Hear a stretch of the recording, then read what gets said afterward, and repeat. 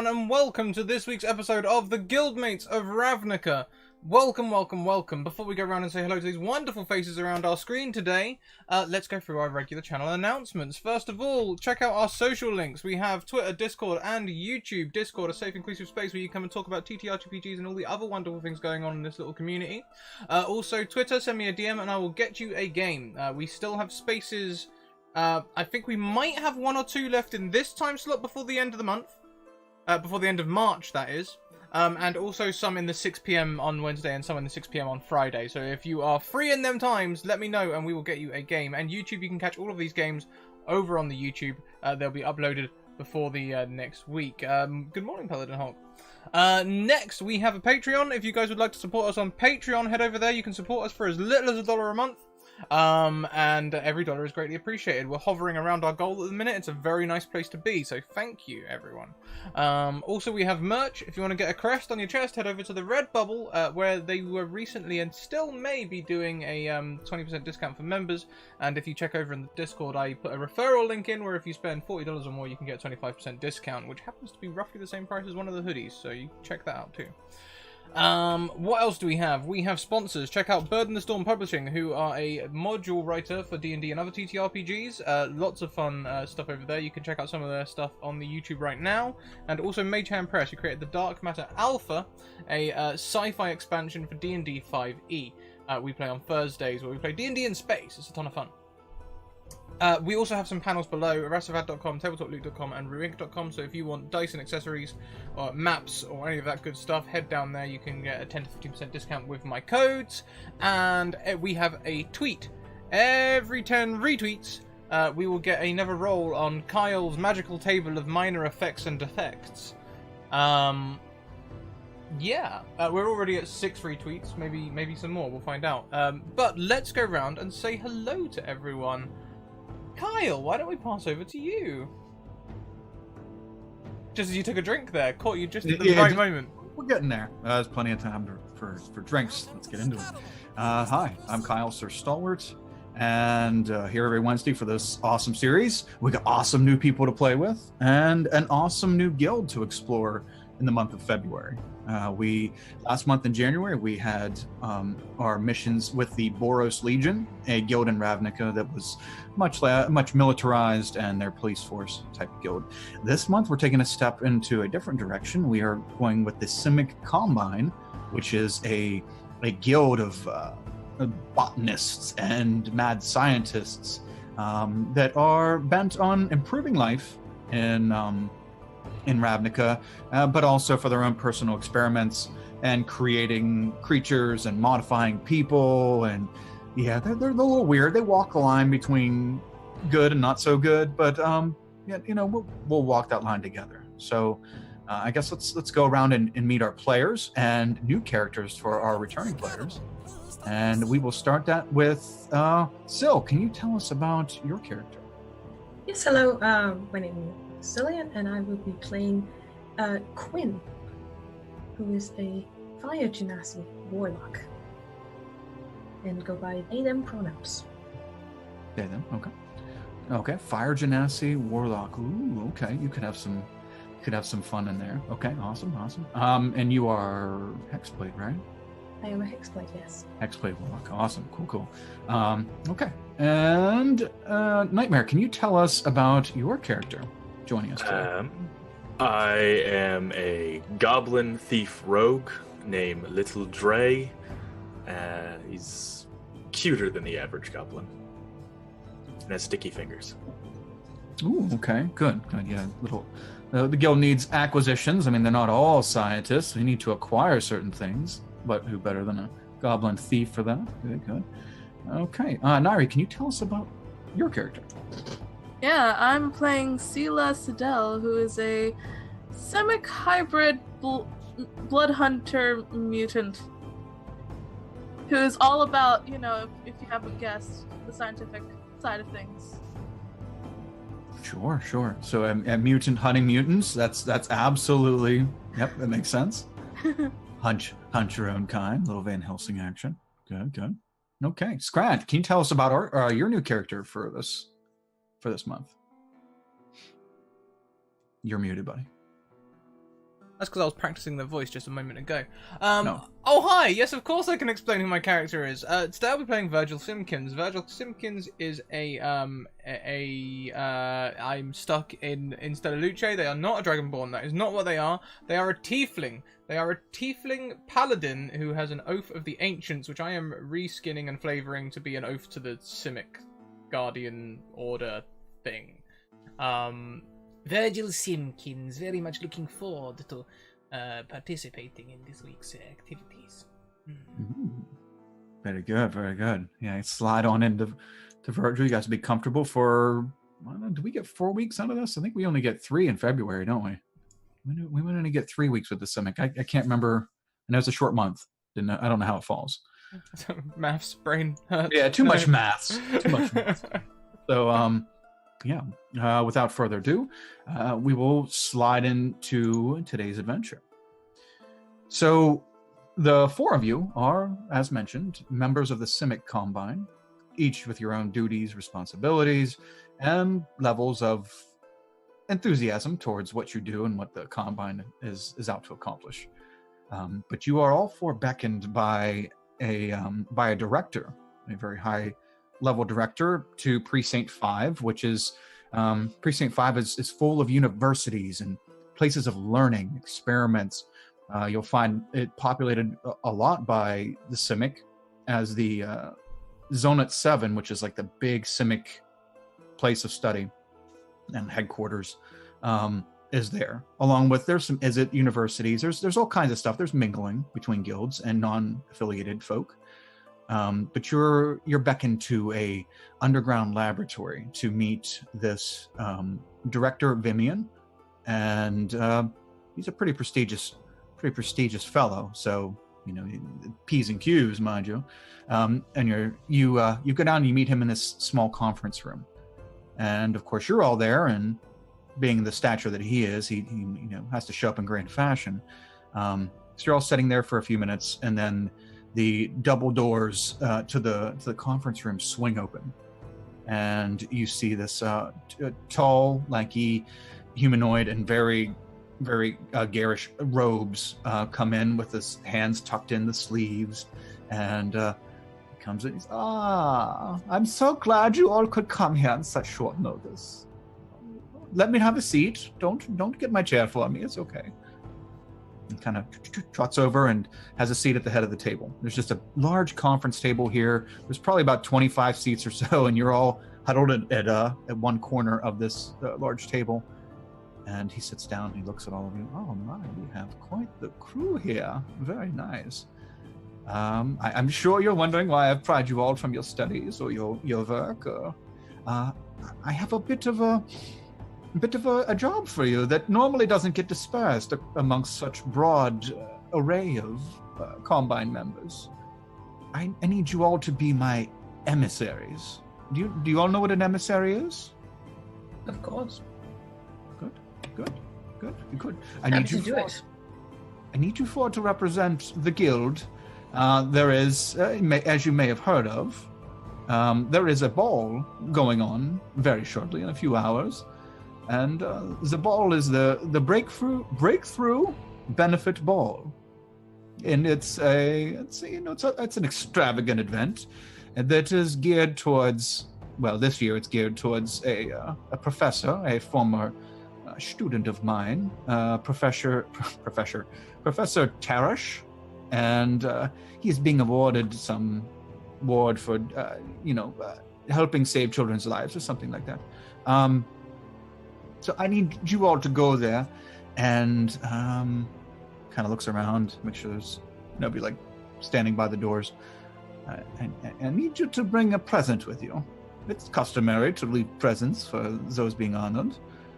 I need you to bring a present, but I don't want you to put it with the other presents until after his speech. Okay? Okay. He looks at you, Dre. Do you think you could keep it away from the other presents and then only put it with them if I tell you to? Dre just kind of looks down and begins like counting on his fingers. Yeah, I could probably do that. Good, good. I hear you're good at moving things around for the guild. I brought in some muscle, and he's looks at Sela and Virgil, brought in some muscle, and Quinn, I requested you personally, and he pulls his hand out of his sleeve, and there's a stone sitting in it with a glyph on it. Thank you. This is a sending stone. I have one right here. Okay, I'm almost out of minutes, so don't use them up. Okay, so he puts his stone back in his robes. Yes. So after the speech, I need you to call me and let me know if Professor Parrish has given me credit in his speech. I want to know if he mentioned me as part of his coming up, as part of his, where he's gotten today. If he doesn't mention me, well, I'll give you instructions whenever the time comes, but I do need you to call me after the speech. Can you do that? Absolutely. Wonderful. Good. And Mr. Virgil and Sela, I'm sorry, can you please protect the gift that I'm sending? Of course. This gift, is it something that we would need to take extra special care with? Perhaps avoid certain elements like lightning or fire in case we negate its usefulness? I would hope you would negate lightning or fire on any gift, really, but it's a bit cumbersome. Is it fragile? Yes, it's very fragile, of course. Does it explode? No, it won't explode. No, there's no danger to you carrying it. There's no danger to the public for it being out and about. I just don't want it damaged. I will, of course, need you to stop and get it wrapped. It's in a crate, a simple crate. But I want it to look like a present, you know? Of course. Good, very good. So we need to wrap it? Yes, well, you can bring it. There is a gift shop down the street that you can bring it to and have it wrapped up for you. What? Very nominal fee. I can pay that up front if you'd like. I was worried you were telling us to wrap it. I don't have the most nimble fingers, unfortunately. Oh, no. That is beneath all of you. No. We'll pay to have it done professionally. Yes. If you are offering to pay for it, that would be great, and we'll get it done as soon as possible. Oh, very good, very good. Okay. And he reaches in his robe and pulls out a pouch. You can hear the little coins jingling around.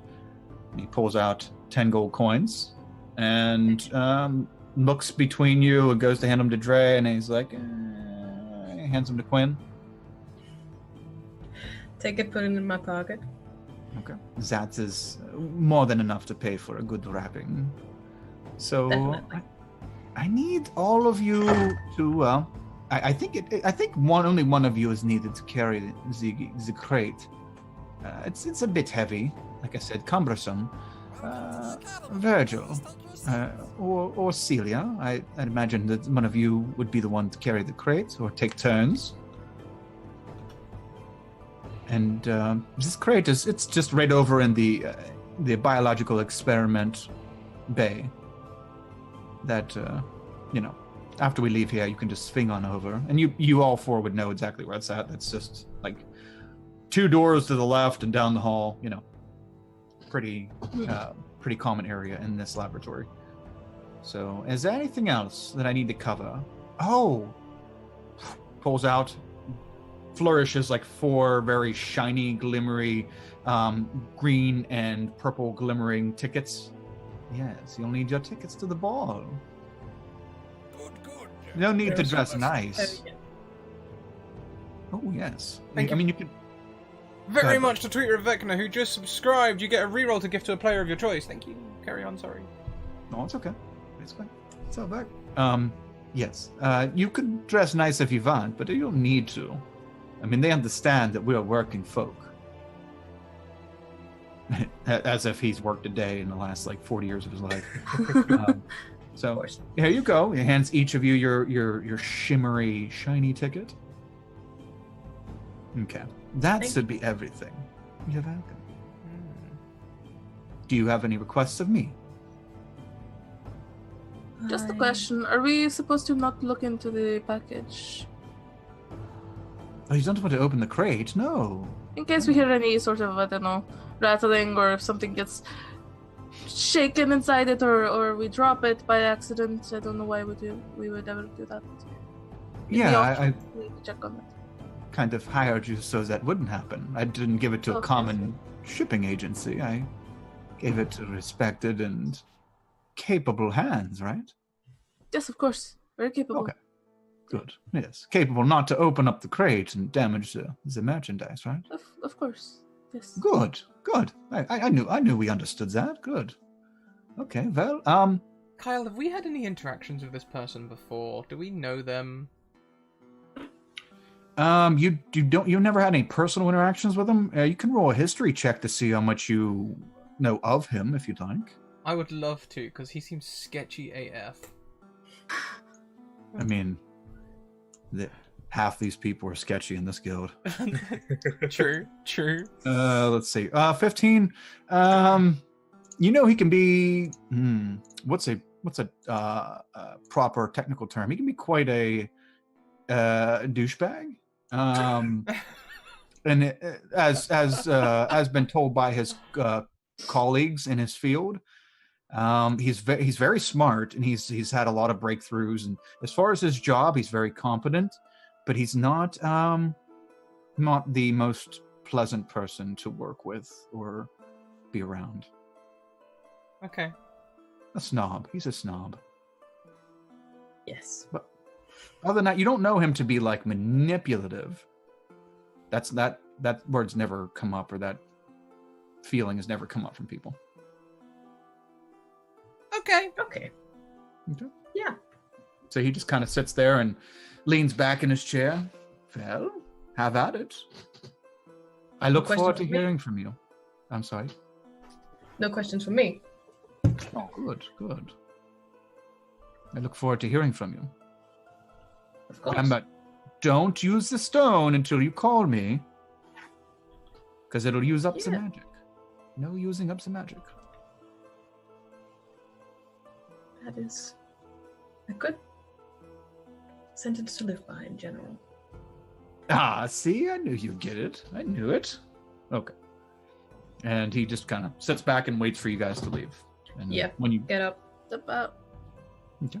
When you eventually get up, leave the room, you walk down the hallway, make a couple turns, take another hallway, and leads to the biological experiment bay, which is just a big open area.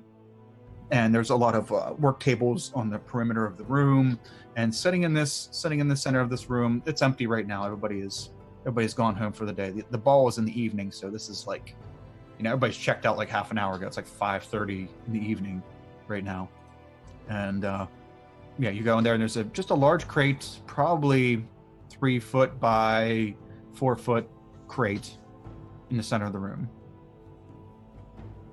I don't know why, but I thought it would be smaller. Yes, it sounded more like a small little package that we didn't need to worry about. This thing is... Okay. Yeah. I guess we gotta go get it wrapped. Are there any holes in the crate to air holes? Doesn't look like there's something living inside of it, essentially. Go ahead and roll an investigation check as you take a look over thieves' eye. Take a look over the crate. Oh, 20. There is enough gaps in it to be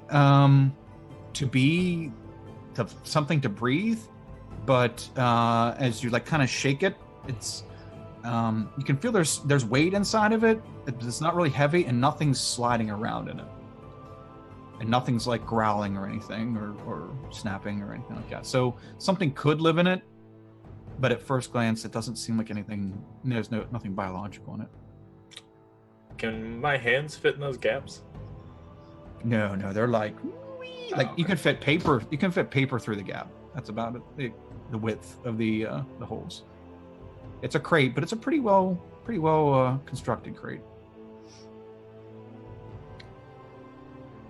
Okay. So Yeah. who's carrying the crate? How do we want to go about this operation? Definitely not me. I am not the strongest of paladins, but I can carry it if needed. I can try. I mean, I'm physically adept, I suppose. I just hope I don't drop it. Can Dre try to move it at all? Yeah, sure. He's supposed to sneak it in somewhere, and I just try to like push it, see how hard it would be. Okay. My Yeah, it doesn't- major concern is that we are supposed to keep this hidden and then put them with the presents after the speech without anyone seeing the present. Am I understanding right? Yes. And then we're supposed to listen to the speech and well, we listen to the speech, then we put it there, and then I tell him whether or not he was mentioned. I'm assuming this is something in the off chance that this man is not mentioned in the speech and he will be angry, so this gift is something. Or maybe the gift is if he is mentioned in the speech and he is happy about it, so the gift will be a thank you. Either way, I feel like it's either or. It seems very conditional. Yes, it does. But I also don't want to disobey a direct order. I like my space in the guild. I like being a researcher and having... It's a lot better than all other places I could work, so don't want to lose it. Yes.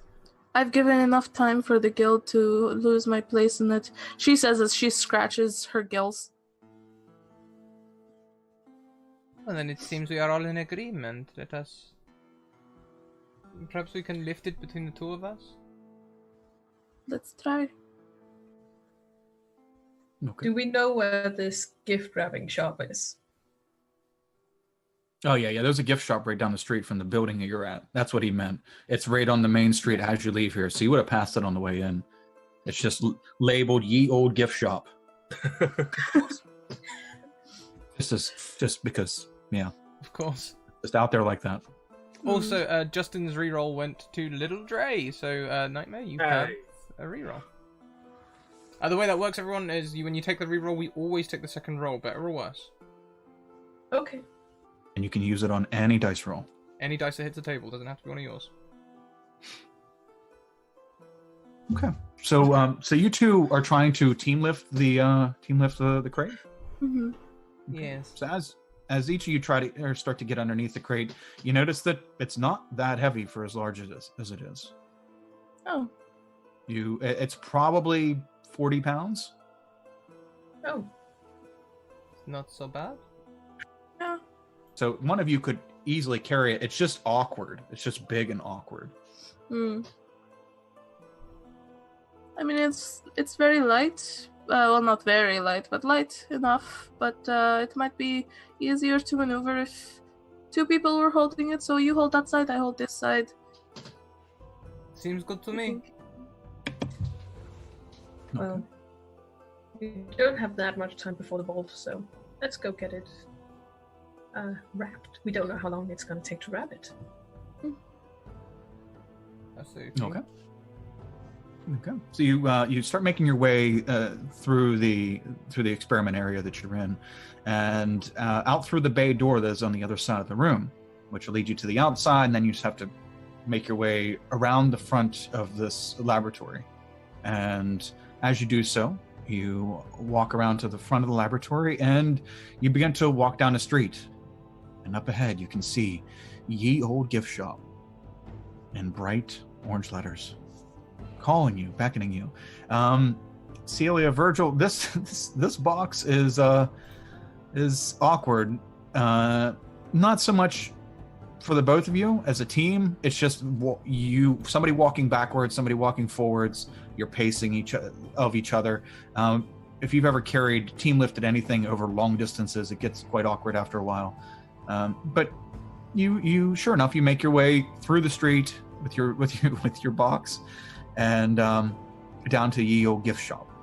It's quite a tight squeeze, and through the door of the gift shop, you're standing outside and you're looking in the door, and you could probably fit it there. It's probably gonna scrape the sides of the door frame, but you can fit it through there.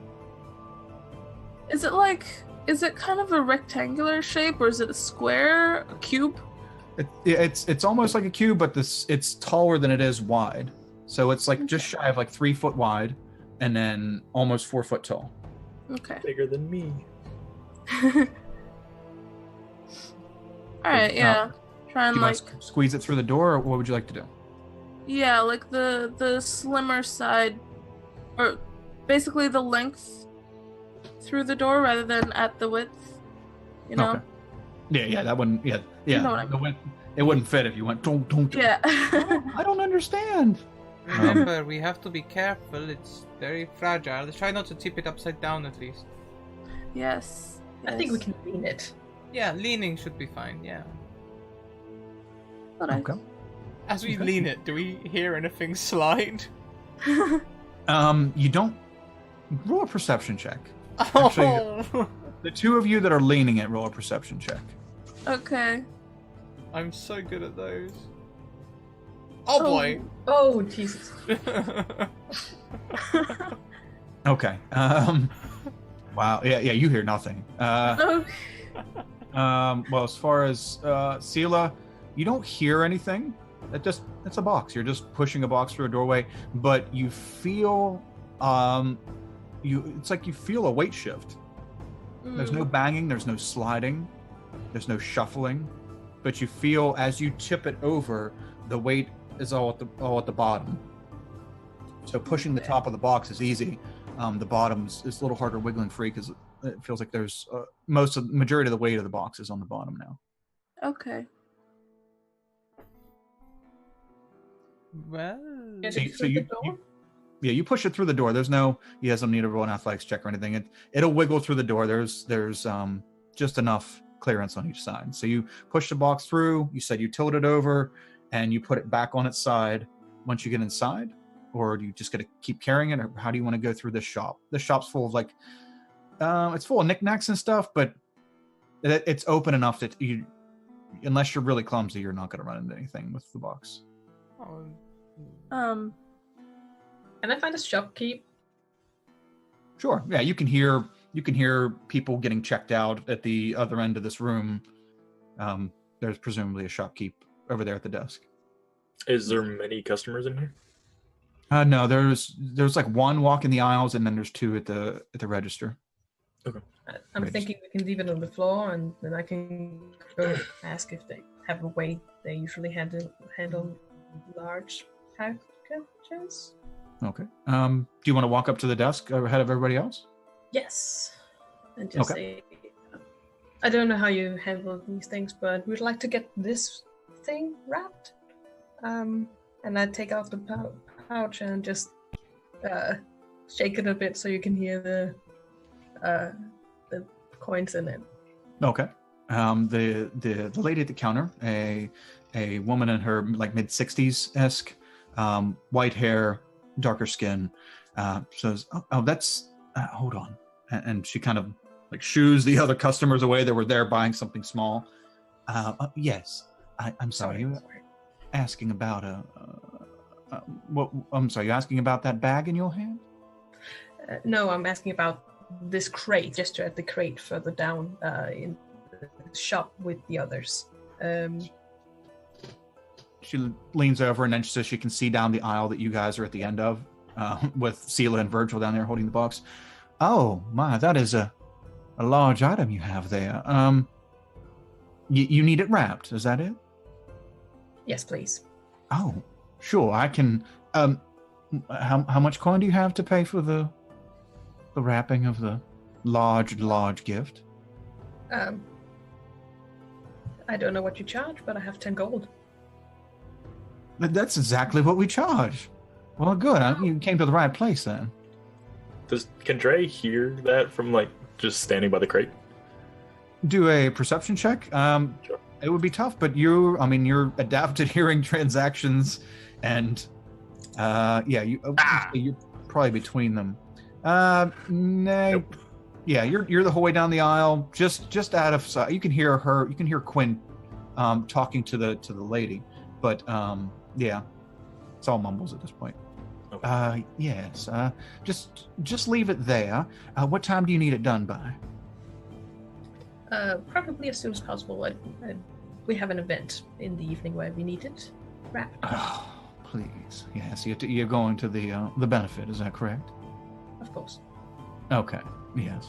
30 customers today, all going to the benefit. I'm more than happy to oblige you. So, yes. Actually, if you just leave it there and give me about 10 minutes, I can finish that for you.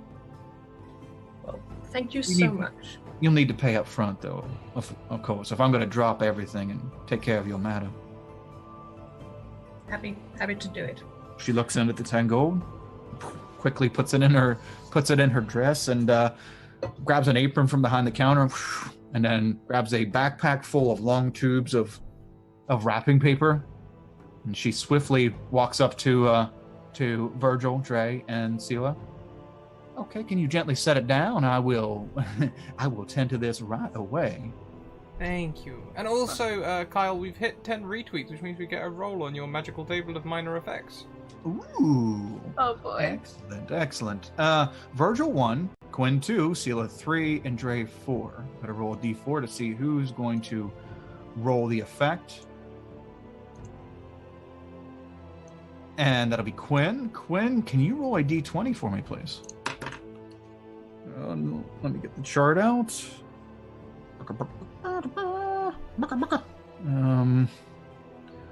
Where is my chart? There we go. And there we go. Okay, so can you roll a d20 and roll 20 for me, please? Yes, I can.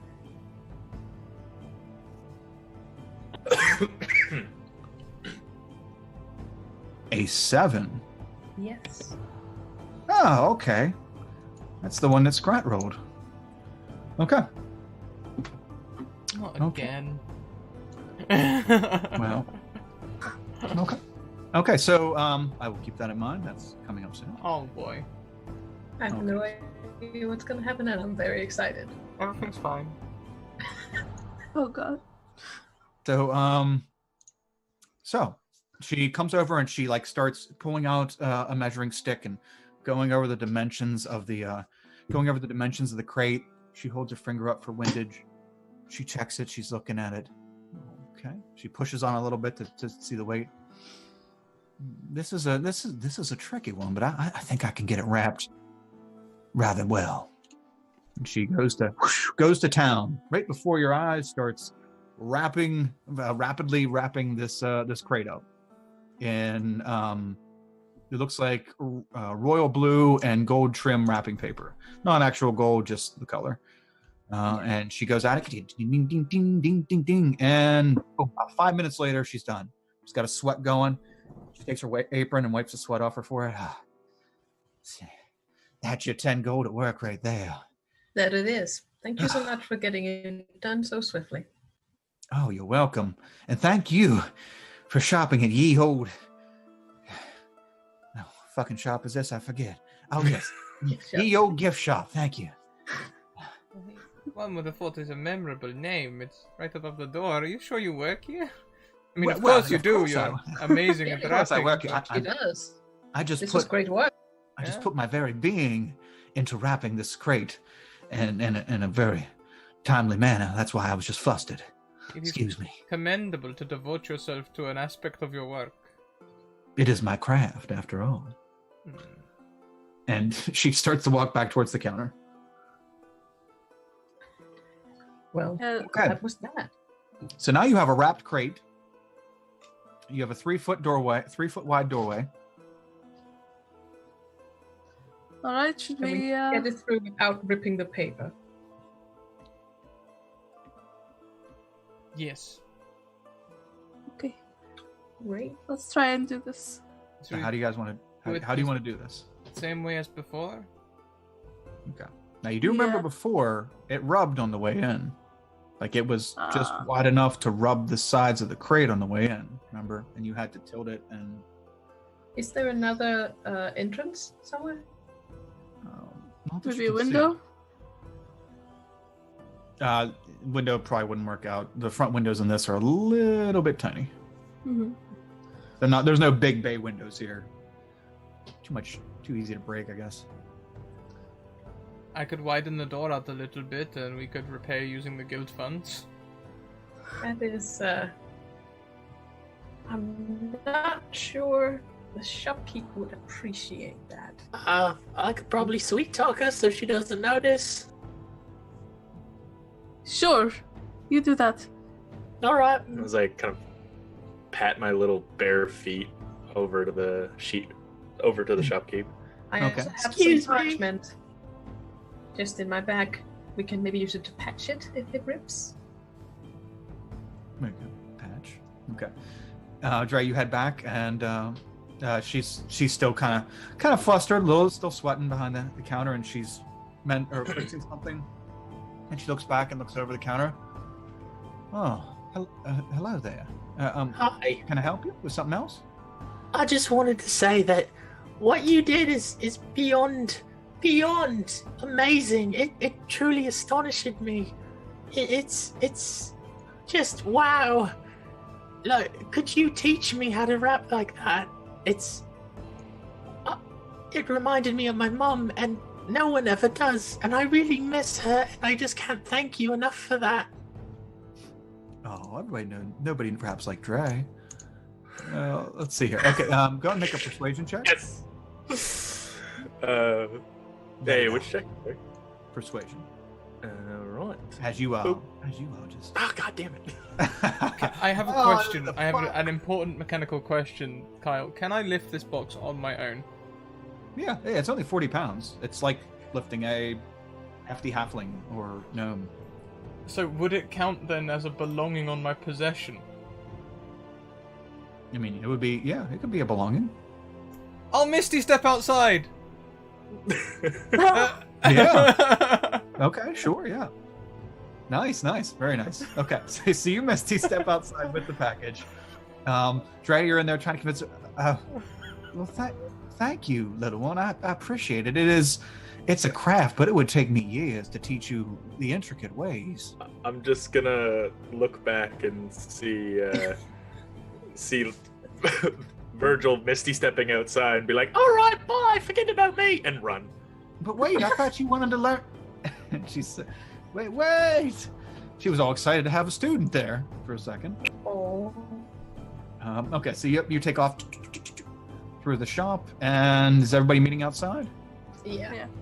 Okay, so you are outside with an undamaged package, royal blue, gold trim. Virgil, you're holding it. What would you guys like to do? Well, how much guess time before the ball? It was an hour and a half till ball starts, and now you're looking at an hour and 10 minutes. Okay. It'll probably take you like 30 minutes to get there on foot, so you're making good time. We should probably get some sort of ready. Yes. I mean, it is a ball. And nothing works better than first impression. So, I don't know about you, but I'm gonna start by finding some better clothes. I think we need to look a little less conspicuous in case we do something that will be memorable tonight. I too would like to change. Little Dre's dressed fairly dapper. He's got like a clean, like white tunic, this little like leather vest, and like nicer pants. He just does not wear shoes. Mhm. Bare, dirty feet. Sure. Okay. So are we heading anywhere in particular? What? you guys Do should we just have come up with- rooms at the guild where we live, or do we each have our own apartment? You would each have like your own house or apartment. Well, at your status, level 5 characters, it could go either way. You can have an apartment or an actual home. If you have a home, though, it's going to be pretty far away from District 5 because this is mostly students, faculty, and this is college town essentially that you're in right now. So if you just have apartments and stuff, yeah, you could have that pretty close by. It wouldn't take you too far out of the way to get home. Okay. I'm guessing I have an apartment nearby. I'm just gonna run home quickly or something else. Don't wanna run around in lab gear. Yes, this coat is not very fancy for a ball, so I have to go find something a little nicer. Yes, I thought could use a change. And we just hit our follower goal as well, Carl, so that'll be another roll. Ooh, Oh boy. Nice. Okay. Let me take a look here. Okay, so we'll go the D4 route. Okay, 4 this time. So, little Dre, Nightmare, can you roll a D20 for me, please? Sure. Whoop. As there is guild activity in the area. Okay. I don't like that laugh. All right. Okay. Perfect. Okay. So are all of you parting ways to go back to your respective apartments and change for this event? Is there a tavern in the area? Oh yeah. There's plenty of those. All right. I'm Well- just gonna go to the closest kind of one. It's funny. It's funny because it even explains in the book that most of the taverns and stuff in this area are all like urbanesque taverns. Like they have like coffee shops and like beatnik places and very, very hipster and progressive areas. So yeah, there's plenty of places to go. Do you guys are you making a meeting place? Or how would you like to handle this? Well, if we know that you're going to a tavern, maybe we can just say go there as soon as we. We're done changing. Yeah. Okay. So who is taking the box? Again, not me. I am Ugh, skin thick. Okay. I'll take it. I'll take it. Thank you, Celia. Meet up here in, I don't know, 20 minutes? Or 30. Sounds good to me, yes. Okay. About 20 minutes, everybody's going to meet back up. Sela, Virgil hands you the box, and you all start parting your ways. Quinn, you head back to your apartment, grab better, change into better clothes, get out of your work attire. Yeah. And Sela, you also you take the box very carefully, and it's quite the nuisance, but you make your way to your apartment. And the way your apartment's structured is you have a nice little area, like a stoop almost, that's kind of out of view that you can put the box there safely without having to squeeze it through your door or anything. So Okay. it'll be safe while you're in getting ready. Okay, cool. You go in and get ready. Virgil, now you also go and get ready at your place to look your whatever you'd like to look like out of your work clothes.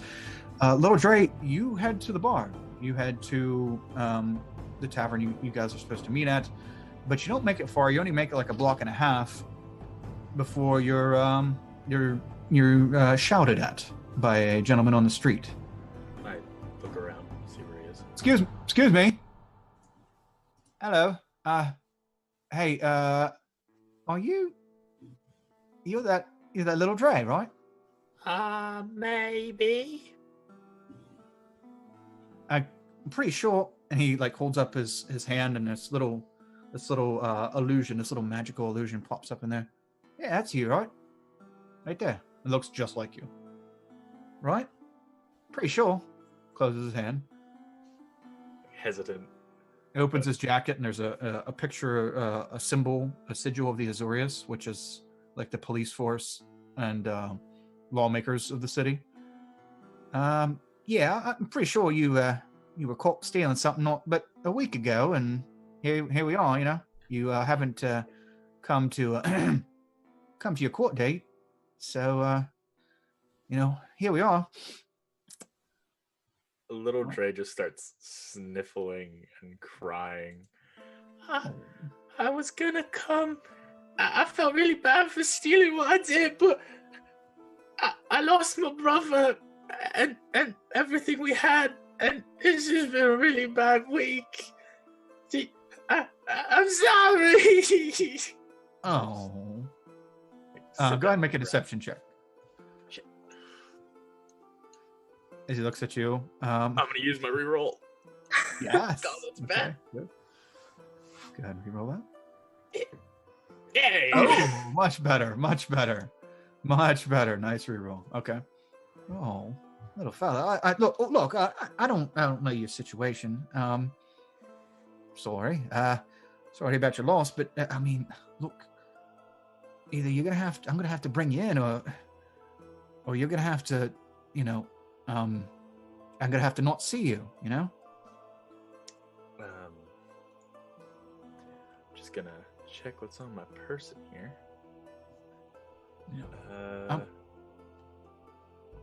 You're a pretty hard guy to not remember. Just still sniveling and crying, like, I'm glad no one forgot about me. But I'm gonna like pull out of my pocket a little dice set, Mhm. And just like show it to him. These are all I have left after the fire, and they're worth everything. I'm supposed to deliver them as a gift at the ball, but you can have them if it's worth enough to you. That's very, very sweet of you. I'm sorry. I'm still remembering your face. It's all over the place. Look, that's really not going to be enough for me to forget. So I'm sorry, but you're gonna miss the ball. Why don't we take a walk? Over to the Arresta station, and we'll get this sorted out. Okay? I stand up. He's still doing this. I kind of check my pockets. How much do you need? About a 20 spot would help me forget about your face, all up in my face. 20 gold pieces. All right. Just 1 second. I'm like rummaging through my pockets, and then I just take off. Okay. Nice. Okay, so you take off. Go ahead and make a. Go ahead and make an athletics check. Okay. And this is gonna be a straight roll from him. It's gonna be bad. Oh no. Okay. No! So you start running, and You he do have grabs the by reroll. scruff. You do have the reroll. I used the reroll. Oh, yep. On his Damn it. deception check. Damn it. So he grabs you by your hood and lifts you off the ground, and your legs are still going. Well, I don't think you understand how this works. Not really. I don't understand most things. That's okay. He starts with his other hand rummaging through your pockets. Do you have anything in your pockets that he would discern as coin-like? I do have 15 gold. Okay. Finds the gold in your pockets. Flips you upside down and shakes you. It's all right. Be having a minute. Puts you right side back up. Did anything else of value fall out? No. A bunch of ball bearings like drop out and spill all over the Okay. floor. Well, he sets you back down on the ground and pats your head. If I didn't have a date tonight too, we'd take a trip down to the Arresta station. But 15 gold ought to make me forget about that face. That'll do. Enjoy the ball. Yeah. And he turns around and walks away. I would like to file a complaint about law enforcement in this city. Law enforcement. Well, you can file a complaint about the follower goal that caused an Azorius. Where was his thing? The Azor. Players violated one of Ravnica's many laws. They must pay 20 gold pieces or else. Oh, good. But he made a pretty good deception roll, so he had a little bit of a heart to him. Yeah. Bring him in. But okay, so you are set free and you are broke. Still I just heading pick towards up my the town. ball bearings and just upset. That's the saddest ball bearing use ever. Yeah. So making your way How to the much time town. has passed? Yeah, I'm just only- gonna keep walking to Only the like tavern. 8 minutes. Only like 8 Oh, minutes go past. Are there any like people out that seem incredibly drunk at this tavern? For like fairly, just getting ready, 5 o'clock somewhere kind of thing. Okay. You take the other 10 minutes to walk towards the tavern. It's a pretty open place, like this like open storefront kind of deal. Yeah, there's some people that are a little lit in there, but that are coming and going. You might be able to find somebody who's leaving that's had a few drinks. Sure. Okay. I'm just gonna find the drunkest person and just kind of like quickly pick their pocket as I'm walking by. Okay. Yeah, you found some people. Nobody's hammer drunk at like 6:30, the 6:30 rush. But you do find some people have some drinks. So Just gonna like replace the coin pouch with a handful of ball bearings. I have like 1,000 of them. Okay. Sure, absolutely. Go ahead and make a sleight of hand check as you try to boop, boop, drop and Oh go. my god, rolls. Okay. The dice don't like you- you. They just don't. Damn it, don't. As you reach in and you go for it, the person slaps your hand away. What the fuck are you doing? What are you doing? Leave me alone. Trying to give you the gift of marbles. And just kind of Yeah. quickly pit her away. You lost your marbles, boy. He leaves. He's done it. He had a shitty day at work. Okay. So, Dre, you have made it to the bar. Broke. So we'll see what happens then. We'll pan out of there. Who was the other one? I think it was Quinn, wasn't it? Weren't you the one with the roll of 7?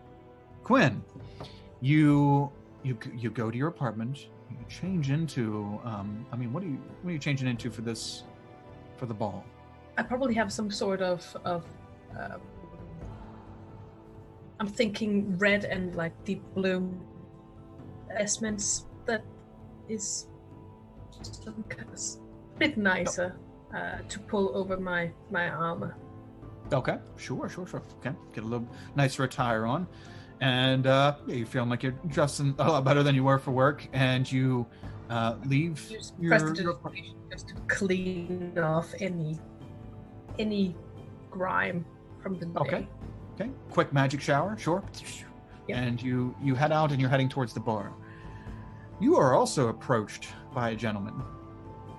Although you have a big meaty tap on your shoulder and your armor is like thum, thum, thum. And hey Quinn, how are you doing? Hey, do I know you? You turn around and you see a Boros Legion member, though he's not dressed like a guard or a patrolman or anything like that. He looks more like an armor. He's dressed like an armor. He's got, he's got armor on, but it's not like combat armor and stuff. And it's like, yeah, I have your item here that you requested, the magic item you paid for in advance not too long ago. Yeah. Thank you. Can you roll Really been needing this. Can you roll a d20, please? Yes, I can.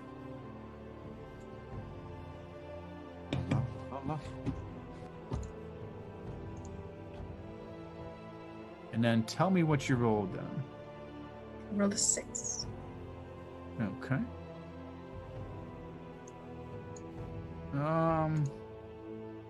A 6.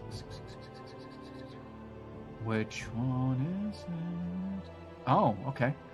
So, he hands you a wand. Okay. A magic wand. Not sure why you needed this, but we got a few people together and we were able to finish it for you. And thanks for paying up front. Thanks for paying up front. It's easier to get help on this whenever I have the payment up front. And he hands you a wand that looks to be wound with thread-like material on the outside, a silver thread-like material. and it is it is a wand of webs. Ooh. So this will make a sticky substance somewhere, and yeah, must have needed it for your research. Exactly. You got it dead on. Yes, sure. But anyway, it was a pleasure doing business with you. You too. That's any always. other time you want to use that several hundred gold up front, we'll be happy to help you out. Well, thank you for getting it done so quickly. Yeah. Pleasure doing business with you. The Legion's here to help. Have a good evening. You too. And he walks away, and So you now that was have a wand of web. Random magical wand. Okay, so and you make your way to the bar, as Virgil and Sela are also arriving about the same time, and you guys see a little Dre standing outside the bar. Hey, you ready to go? I guess Right? so. Yeah. What's the matter, Dre? You look a little down. I got fucking robbed by a god. What? Why did you not bite his face off or something? What? I don't eat faces. I wouldn't know. I do like chicken fingers, but not faces. What about chicken faces? Oh, I didn't think of that. Is that a thing? I don't know. Huh. But yeah, he took me for like everything I had and said I stole something, and I gave him my usual oh boo-hoo, I lost my brother, whatever. And he still took everything from me. He shook me upside down. I dropped my marbles everywhere. It was a mess. That's why you're looking disheveled. I know. As he pats himself down. Oh, that's too bad. Well, did you at least get a drink? No, I don't have any money. I tried to steal money, but then this guy is really perceptive. It's weird. Not having a good day. Let's get on with this. It's thrown you off of your vibe, perhaps. Virgil looks exactly the same, by the way. They haven't changed. They're still in their chainmail with their Simic tabard on. Mm-hmm. Okay, yes. Dedicated to the cause. Okay, so you all leave this tavern in College Town, and you are walking down the street, one of the many side streets, to zigzag your way over to the university ballroom that the ball is being held at. And as you make your way there, Sela, are you still carrying the crate? Yes. Okay, that's good. I have faith in you. I have faith in you that you will pass this athletics check with disadvantage. Good. Okay. It's As gonna. you feel a humongous force trying to pull the crate out of your arms. Oh. Let's see here. Oh. Well, don't worry. It's only wait, what's his? Oh wow. Okay. That's not a good DM sounds. No. Ah, see? That is good. Okay, so you hear a and a something sticky and on the end of a rod hits the side of the crate, and you can see it sticking to the paper on the side of the crate. And it looks like an arrow with a suction cup on the end of it. Mm. And you feel a tugging as it's time to tug the crate out of your arms, and you look down the arrow, and there's a rope tied on it, and you look down the rope and you see a very large, short, muscular kobold yanking on the rope, and there's also a small kobold behind him with a contraption in his hand with the rope on the end of it. You hear him yell, "Pull! Pull!" And the big Gonna huck a kobold's dagger at him. Okay. You all I'm notice gonna. this, right? Yeah, so you all see this now as it's going down. Can I put the? Oh, sorry. You go. I'm just gonna huck a dagger, just not today, piss off. We'll give you a surprise attack on that, and let's roll initiative. Ooh. Dun, dun. So as the dagger's flying through the air, and you look, you see that on the street, on the side of the street, there's a stack of boxes next to a stall, like a market stall, where somebody would sell stuff during the day, and beside that stack of boxes is this swobold, this muscular kobold, the little kobold with the contraption, and then standing on top of the boxes is a kobold and a ridiculous looking large crown, like on the side of his head that takes up half of his head, and he's standing up there with a scepter, and he's looking down at all of you, and let's see what happens with the dagger before he goes running his mouth. Let's see here. Okay, initiative. So we have.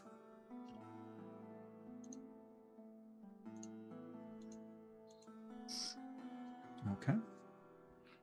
So. Let's do straight rolls for them. Okay, so we have. Okay, Virgil with the 20.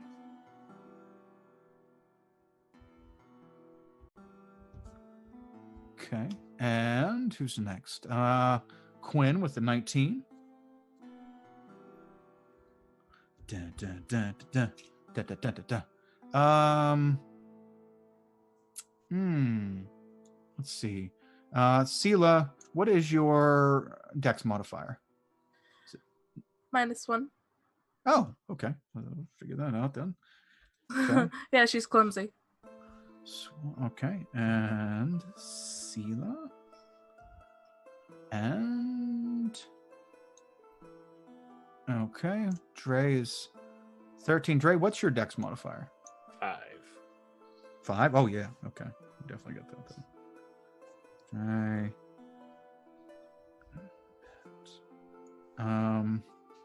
And I think that's all of us except for. Okay. Perfect. Okay, so the dagger goes through the air, and we're looking at here for the attack roll. Where's that at? An 11. Who are you throwing it at? The kobold pulling. Okay, the swobold. Swobold. That's what it's called. Yes. Okay, so you throw the dagger, and it like zooms right past his shoulder. He kind of he's still pulling on the rope, but he moves to the side a little bit, and it. And hits the crate right behind him. The king looking kobold standing on top of the crates. Oh, that's not very nice. We need that present there. The shiny one with that's worth all the monies. We need it now. So can you drop it? I'm just gonna point at the crate. That crate. Yes. You know what's in there? Do we look like people who would like to go to this party? That crate's full of shit. Literally full of poo. Look how muddy my feet are. Go ahead and make a persuasion check with disadvantage. As there are 4 of you, and some of you look like you're dressed very nice. Okay. Yeah, I'm not buying it. There doesn't need to be 4 of you to carry poo. And I know poo. So, look, put down the crate so we don't have to take it. Plain and simple, right? He looks at you, Sela, right? Put it down. How exactly are they positioned? There, 2 of them are standing beside a stack of boxes that are next to a market stall, and the king dude is standing on top of the boxes and holding a scepter and a crown. And yeah, that's it. And there's just the 2 of them. They're not like in an alleyway or anything like that. They're just on the side of the street. Yeah, well, there's 3 of them. There's okay. Swobold, there's the little inventor type kobold, and then there's the king on top of the boxes. And yeah, and you're in like a normal street. You guys are about 15 feet away from them. You're 15 feet down the street. And there's a few market stalls here and there on this street, and some proper shops. But everything seems to be closed, mostly on this street. You can see some people further down the street and some the other way, but there's nobody else in the immediate area of you right now. One more mechanical question, and then I'll stop bothering you. No, How go wide for is it. the street? 20 feet total. Damn. Interesting. Contemplate away. Okay, so we will. He says, "Fine, we'll take it then. We'll take it. Get him, boys."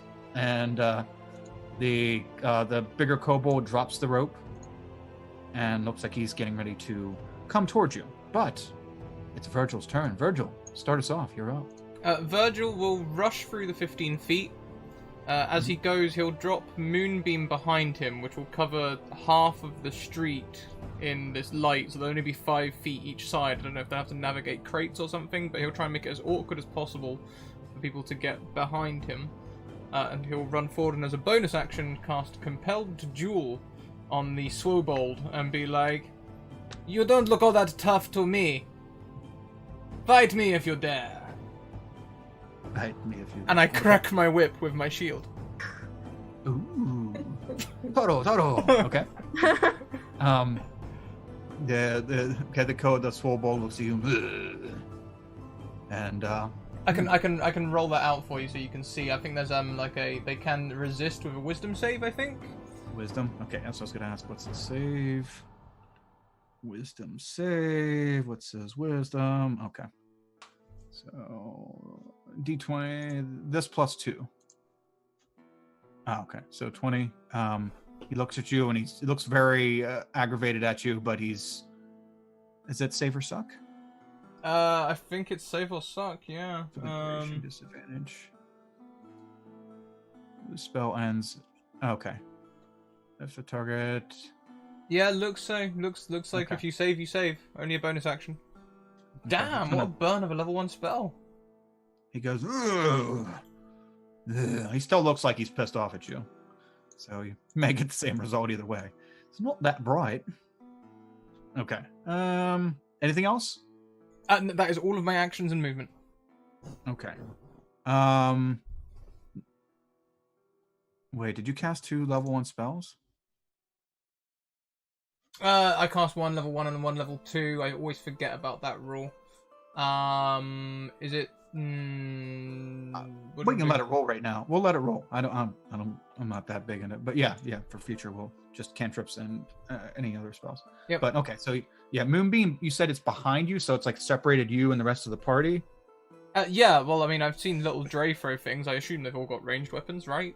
Like, I definitely know these party members like the back of my hand. Like, Okay. Sure. Okay. So yeah, the rest of you seen this beam of light down through the middle of the street in front of you, the brave Virgil running at the kobolds in question. So next up is Quinn. Yeah, do I know what this moonbeam thing does? Go ahead and roll an Arcana check with advantage, as you are a researcher and you are, a warlock with some magical prowess. Yeah, you definitely, yeah. Oh, it's Moonbeam. Okay, you learned that in 5th grade. Yeah, you got it. Can I pass through it without taking damage? no. No. Can I get around it within 30 feet? You can get around it. There's distance on At each. the guy with the scepter. Okay, so you walk forward. You make a way around Virgil's Moonbeam. You're hugging the buildings at this point. And as I do, I create a giant long sword red blade. And I just go, "You picked a fight with the wrong people." And I just grab it in both hands and next turn I'm gonna attack. Okay. Kind of attack. Sure. Okay. So yeah, you run around the side of the Moonbeam and you run towards him. You summon your blade. You jump up on the first set of crates and you're attacking up at him. Go ahead. Yeah, I cannot attack this turn because it takes an action to create my weapon. Oh, okay. Gotcha. So you create your weapon. You're starting to scale the stack of crates at him. Yeah. He's kind of looking concerned a little bit. Oh. Yeah.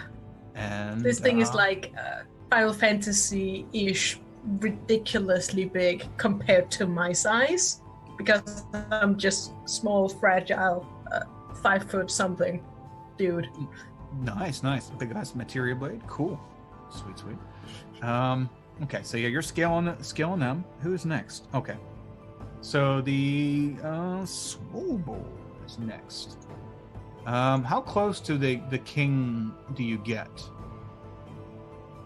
I get as within 5 feet. Okay. Well, yeah, because you can get like right up against him. You just didn't have an action to do anything, or you can be like at the bottom of the stack of boxes. How do you want to handle that?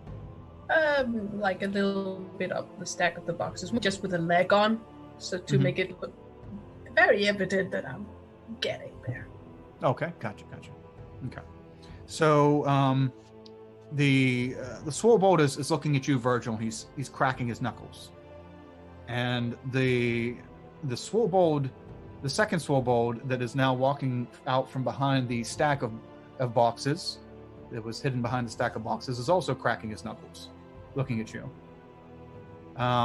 Though he's not going to be able to reach you, so he's going to like walk towards you, Virgil, the second Swobold, the one who's now appearing, walk towards you, but on his way, he's going to like try to take a shot at Quinn as he's walking by Quinn. Let's see here. Quinn. Yeah. Okay. Oh, I'm sure that Quinn, does a 12 hit? It does not. Okay. So this second Swobold comes out from like around the side of the boxes and walks about 5 feet from you, and he like takes a swing at you as he's walking by, and you easily just dodge out of the way because he's pretty slow, and he just keeps going. He seems fixated on Virgil right now, as is his partner. Virgil, the Swobold that let go of the rope has gone into a crouching position, and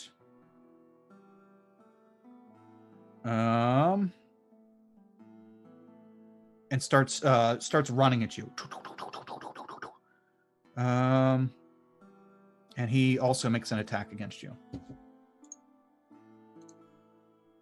Oof, does a 21 hit? Oof.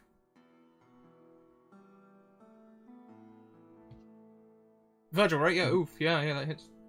Okay. Okay. He runs up and he grabs you. Or, I'm sorry, he runs up and he punches you and then grabs you. You are now grappled. Until the grapple ends, the target is restrained and the Swobold can't make a slam attack against... Okay, so you are grappled and restrained right now. As this thing runs up... it's a kobold that is essentially like 5.5 feet tall instead of like real tiny. And he runs up, he punches you, and then he like wraps around you and starts squeezing you. What is the damage? 6 plus 4. Okay, so 2d6. And the punch itself does 11 bludgeoning damage. And he's just holding you, trying to squeeze. And, that's it for their turn. So can I use my reaction? Yeah, sure. You have a reaction? Yeah, I'm just gonna point at him and be like, "Get off me!" He's got you like face to face with him. Your face is like a few inches away from him. You say, "Get off me!" And yeah, like, ow! Let's make him do a dex save. What's his dex? Oh, that's 0. Awesome. Okay. Damn it! The devil is in your dice today, sir. Oh yeah, it is. Yikes. Okay, so you see like fire start burning in his eyes, and he starts and he smiles as he grunts his way through the burning agony that looks like he was getting ready to start in his body. Yeah, you take half damage on a successful save. Half? Oh, okay. So yeah. You still got partial agony. Okay, so let's see here. What's his hit points? Okay, and that is half of that is 7. Okay, who's up next? Sela, you're up. You see one of these Swobolds run up and grab Virgil and start hit him and start squeezing him. Okay, and he's on them right now? Yeah, he's got Virgil held up off the ground and is squeezing him. Okay, can I get there? Within my movement, like, do I have to avoid the moonbeam or anything? Can I just get there? Yeah, you can walk around the moonbeam. There's like 5 foot on each side, so you just scurry the outside of the moonbeam and go around the building. Yeah, you can get there. You're fine. Okay.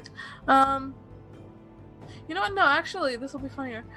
From where I'm standing, I'm just gonna look at the Swolbog and be like, "Hey, that's rude. You don't just grab people when they don't want to be grabbed." And I acid spit at him from where I am. That is just gross. Please don't miss. I believe If it's a with natural the one. with the Simic hybrid, do I have to make an attack roll for that? I mean, it should either be an attack roll or a save. It'll be one or the other. It'll be a dex save, I think. It says. It should say on your. The target takes. Oh, he has to make a DC 15 saving throw. Wait, 8 plus con plus proficiency. Yeah, con is 16. 16 on a dex save. Yeah, he has to make he has to make the DC essentially. That's the DC. Okay, that is 15 plus 0. Ah, he misses. There's once. Aha! Good. So I spit in his face with acid and deal 9 damage. Oh, nice. So yeah, you spit right on the side of his face. He's turning to look at you, and it splats. Luckily, Virgil, some of the acid splashes, but it goes right by your eyes. Yeah. And the Swolbog is waving his head back and forth, and some definite pain. Definite pain.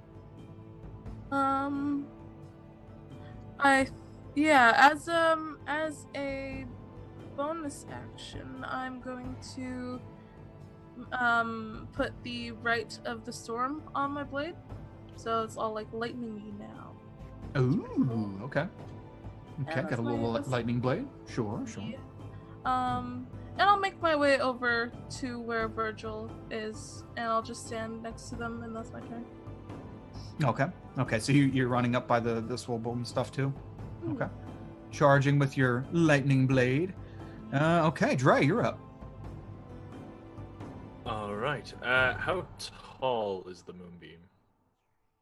It goes the whole way up to the sky. 60 Sky, feet, doesn't I it? think, or something Oh, like that. okay. Very tall. I wouldn't know what it is. I don't believe. 40 foot high. Sorry, 40 feet high. You can roll an Arcana check. You can do a straight Arcana check. I mean, you're in a guild. You're in a guild in a world that deals with a lot of magic. You know it's magic. I would know it's magic, but I wouldn't know if it would hurt me. Is more of what I'm getting at, Well, and not with that roll. you did see your other teammates run around it. Okay. Common Now sense. Little Ray's having a bad day. He's just gonna run straight through it. Okay. Short swords out, screaming. Okay. All right. What's the save on that? The tiniest battle cry. Yeah. Ah! Virgil, what is this save on Moonbeam? It is my spell DC, which is 15 Constitution. All right. Don't hurt me, please. Oh, it's coming. Okay. Do you are you using what was that 14 for this round? You wanna do Yeah, I that for this? think that's how it works. Yeah, 14 radiant damage. Okay, so you run through the moonbeam and you just feel this burning light beaming down on you. Just scream, just even louder. It goes from like ah! Okay, and you come out the other side of it, and your burning stops, but there's definitely some lingering pain. I'm just gonna go straight for the kobold on Virgil. Just prison ship him. Okay.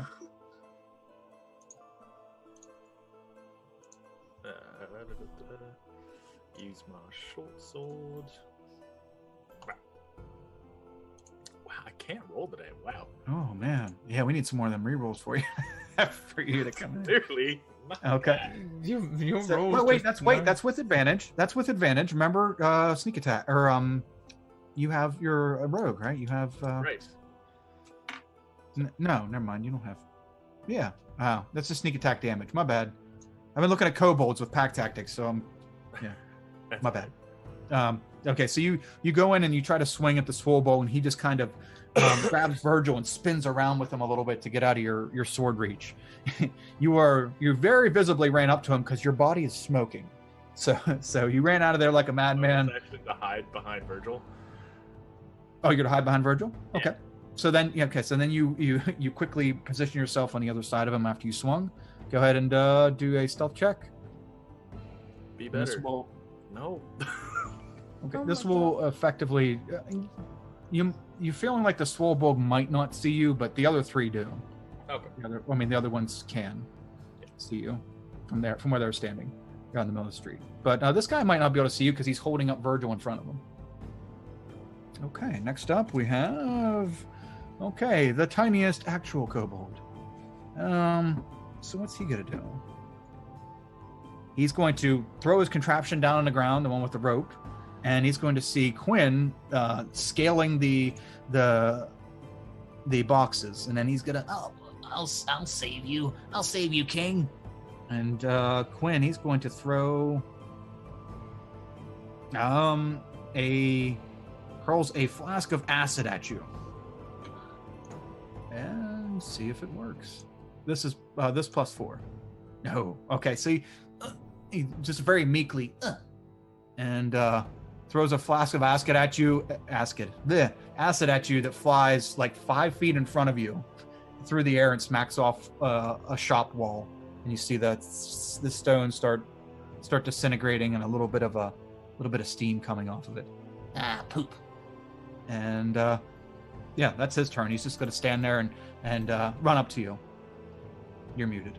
He's going to stand up and run in. The little one's going to run up to you with a little dagger in his hand, Quinn, shaking. Nice. And I just said, you need to put your whole body in throw, you know. This way is not good. Can't aim. Give us your money in the present, and we'll let you go. You'll let us go. Yes. You're cute. Stop it. It's irrelevant. And he just sits there shaking a dagger at you, and that's his turn. The king's turn. He goes, ha ha ha. Very brave. He's very brave. Don't make fun of him. Yeah, the king is going to take his scepter and push a little button on top of it, and a blade is going to pop out the bottom. He's going to flip it up. Yeah. Uh-huh. And he's going to hop down a couple rows of boxes till like he's right over top of you. And he's going to say, This is how it's done. Ugh. and try to stab you with his, what is it? Short sword. Okay, I guess it's considered a short sword. So he's going to try to stab you with his short sword. Ooh. Jeez. Okay, never mind. Twice. This guy's no joke. All right.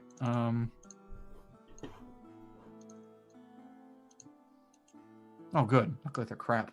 So he tries to stab you with his cane sword. What the?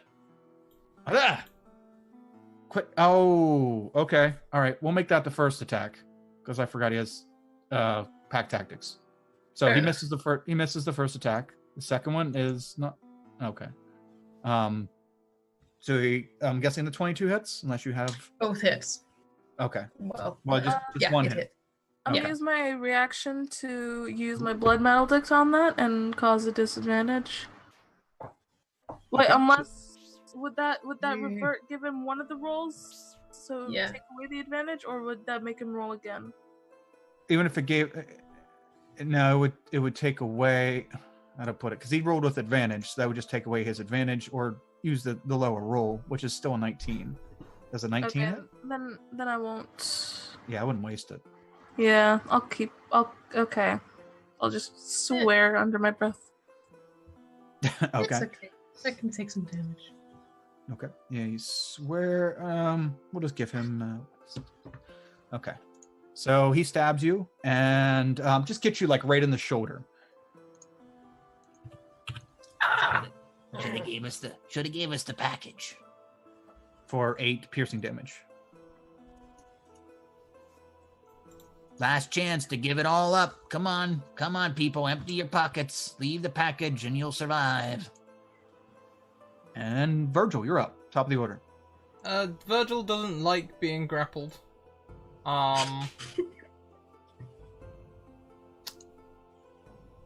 It is, I mean, it's escapable. It's just a normal grapple.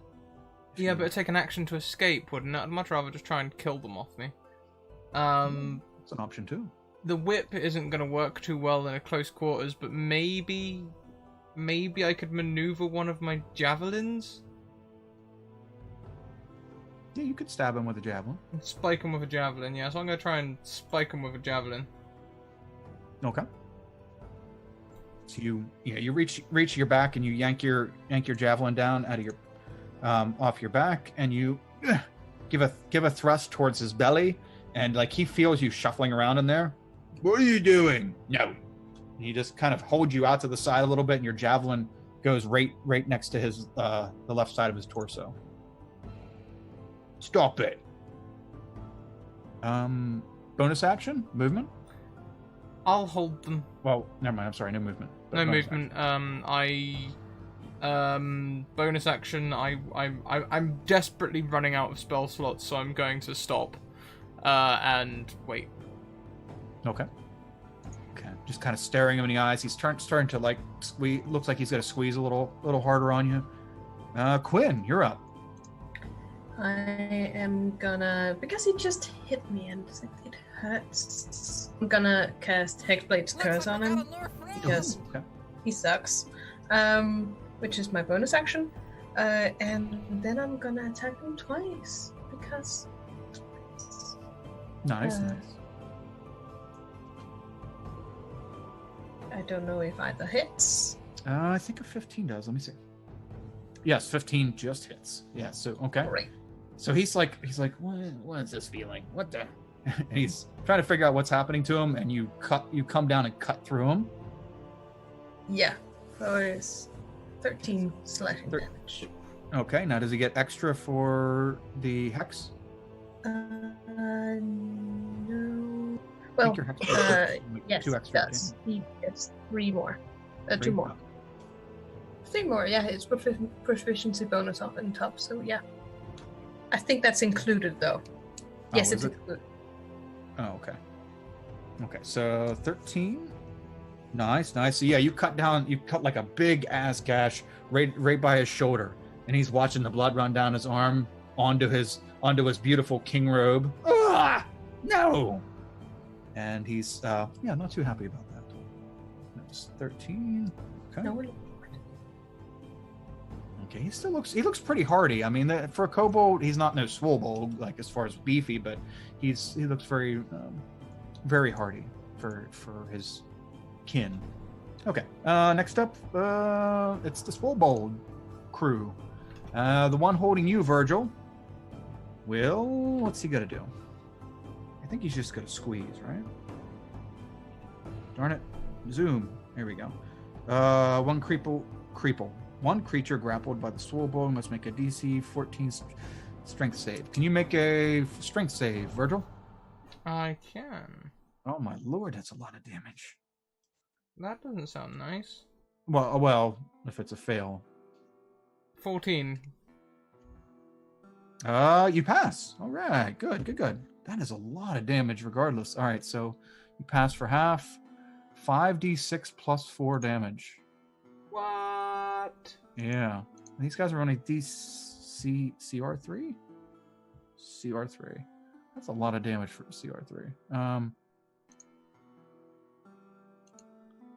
Okay, so you take 11 bludgeoning damage as the Swobold holds you up even farther and just squeezes. You feel like the air coming out of your lungs and your bones starting to a little bit. That's not very nice. He's just looking at you with dumb enjoyment in his eye.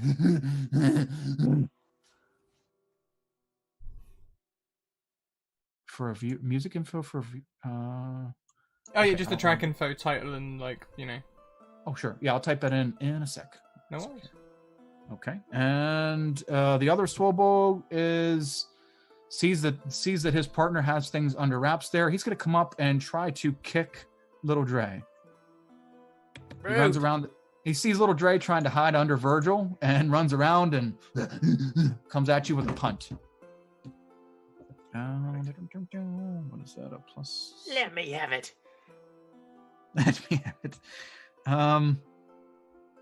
Let's see. You're on the opposite side of Virgil, right? You're not next to the Swobo, the other one? I'm on the opposite side of Virgil. Okay. I figured you didn't want to get up close to him. +6. Okay, yes. Aha! So he comes up and tries to kick you, and you nimbly dodge to the side, missing his meaty foot. And that's the Swobo's turn. Sela, you're up. Give him a little tickle. Bottom of his foot. A little tickle. So, the one that is currently grappling Virgil, I'm going to slice with one weapon attack to start with, and see how that goes. Okay. 13. 13 for him. Let me see the AC. 13 does not hit. All right. Do you have a second attack? What was your class? Blood Hunter. We do get a second attack at 5th level. Let me. Oh god damn it. Extra attack, yes. Why'd you have one too? Yeah, never mind. I don't paladin very often.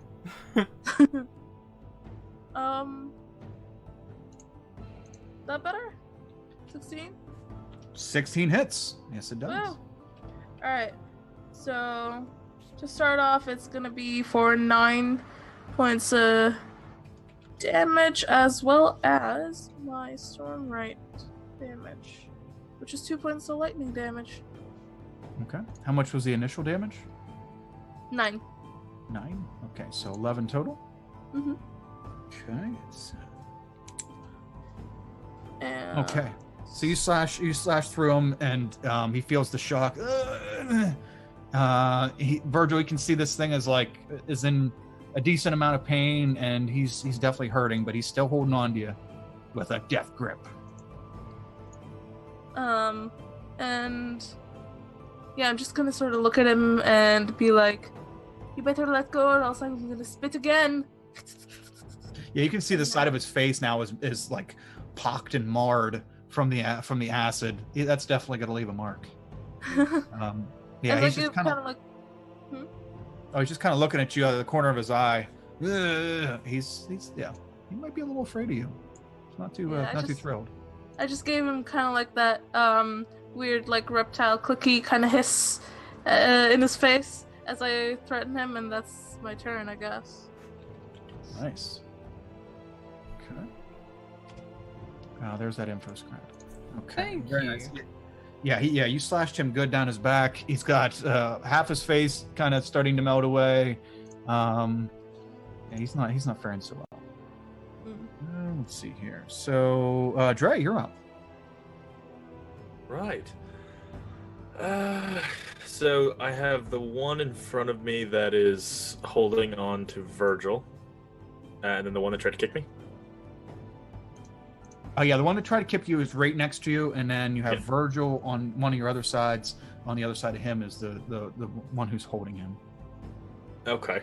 I'm just gonna reach into my pocket, and I'm gonna look at the one that tried to kick me and say, You know what everybody says I lose? What do you lose? my marbles, and I'm just gonna dump the ball bearings all over the floor. Okay. Just dump them out underneath him. Okay, cool. Yeah. So I believe it's a Dex check save. Is it a dex save versus? DC 10. Okay. So that's a straight D20 roll. Yay! Wow. He looks down underneath his feet. Whoa! Whoa! And his big ass goes down on top of the ball bearings, laying right next to you. Oh, what?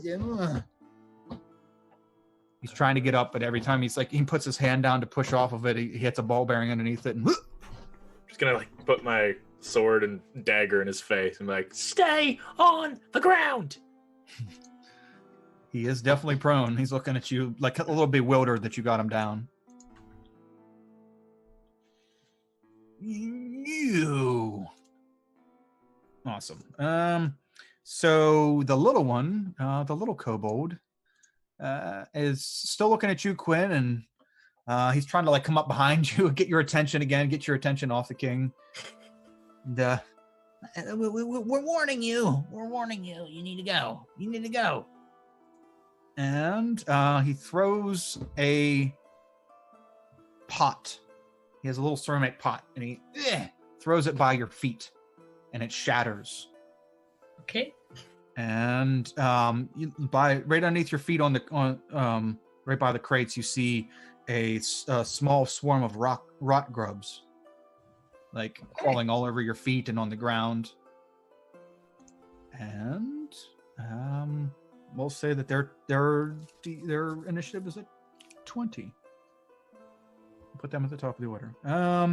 So yeah, these disgusting little things crawling all over your feet.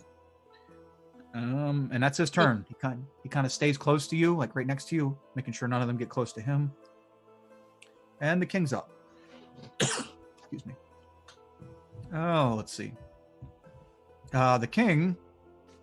Back off again. Too much talking. So much talking. So dry. Here we go. So much better. Okay. So Too many kobold voices. the king smiles at his little servant. Very well, very well. This is how it's done. Ah! And he takes another couple jabs at you. Yeah. Now let's see here, both with advantage. And he's actually going to use his. This is the first one. 21. Hits. And he's going to use his sneak attack on this one. Oh, damn. And then the second, we'll just roll the second one now since I don't have all these pre. Yeah, that hits. Jeez, Okay, well, no sneak attack on that. It's only once per turn. So he takes two quick jabs at you. Was that a weapon attack? The what? The first attack was a weapon one? Yes, it was. Alright, I'm getting rid of the advantage with my blood maledict for that one. Hits. It's still 14 hits you? Yeah, it just hits. Ooh. Oh.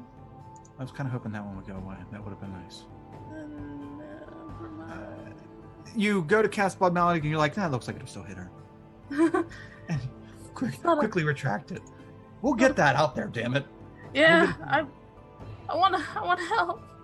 Okay, so 1d6 plus 5 for both. This is both attacks, actual damage, and then so 19 piercing. Oh my god, this guy is crazy. This is the biggest kobold I've ever used. And then only because the sneak attack is ridiculous. But he plays for keeps. And oh dear god. I am out. No! Yeah, I'm down. Oh god. So the I king. just got to put Hex on him, and then that's pretty much it. So well, I guess It just since didn't take a whole action to summon a weapon. that first initial hit could have helped because he doesn't look very hardy, like as far as No. hardy, but he I hits was hard. hoping. So Sela, Well, I'm out. you see Quinn fighting off a little tiny kobold and the one that's dressed ridiculously like a king, and that king kobold comes down with that scepter and quickly does 2 jabs right into Quinn's chest, and Quinn falls backwards and falls over next to the crates. Let's see here, and that's his turn. He just stands there triumphantly, And that's how it's done. he taps the other kobold, like punches him on the shoulder, Yes, sir. Yes, sir. Okay. and that's his turn. Top of the order, the rock grubs, they just kind of disperse. There's nothing for them, like living thing for them to whatever. They're just kind of disperse, and didn't have a chance to do I anything. mean, I Virgil, technically am living, I'm just unconscious. Yes, yeah. You're still there, but not their concern anymore. Virgil, you're up.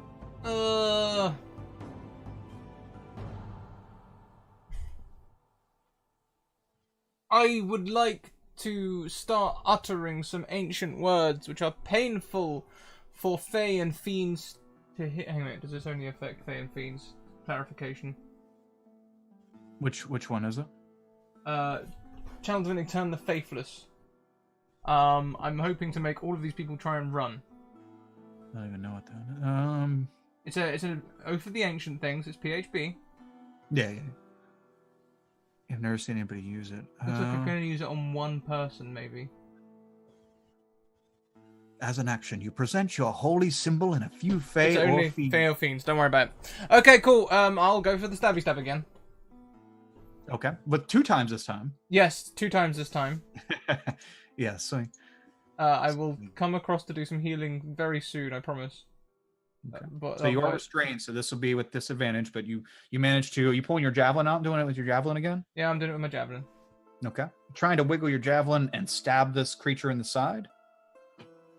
Yeah, you say it's with a disadvantage as well.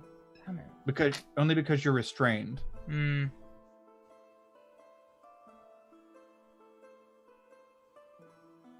Normal grapple only turns your movement to 0, but these guys' grapple turns it to... or is also restrained.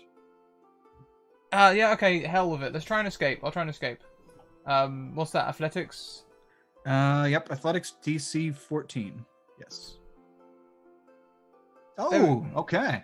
So you tried stabbing him and it didn't quite work out, and you end up pulling your legs out and then quickly bringing them back right into this thing's gut. And this thing is really concerned with what Sela's doing because she's been messing him up while he's trying to squeeze the life out of you. So he was looking over at Sela and you caught him off guard and he doubles over in pain. You knock the wind out of him and you get free. You are now standing next to him. And you see Quinn lying on the ground over by the crates and the king goblin with his little minion. Yeah, unfortunately I don't have any bonus action healing, so Quinn, I will go and stand near... I'm going to invite the opportunity attack and go and stand near Quinn to try and offer some protection. Okay. So you start walking away and the Swobold reaches up, get back here, and tries to punch you in the back of the head as you're walking away. Wait, no, that's not what it was. Okay, well, it's that plus 6. So, good. So, he does a 13 hit? Absolutely not. Aha! So he finally goes to swing at you and misses. You're just too quick running over to Quinn. Ugh, get back here! Ugh. Man, that hurt. And anything else, Virgil? I think that'll be my turn. I'll just go and place myself near Quinn, trying to defend them. Okay. Quinn, the gates are opening. Are you heading towards them or are you not? Go ahead and roll your first death save.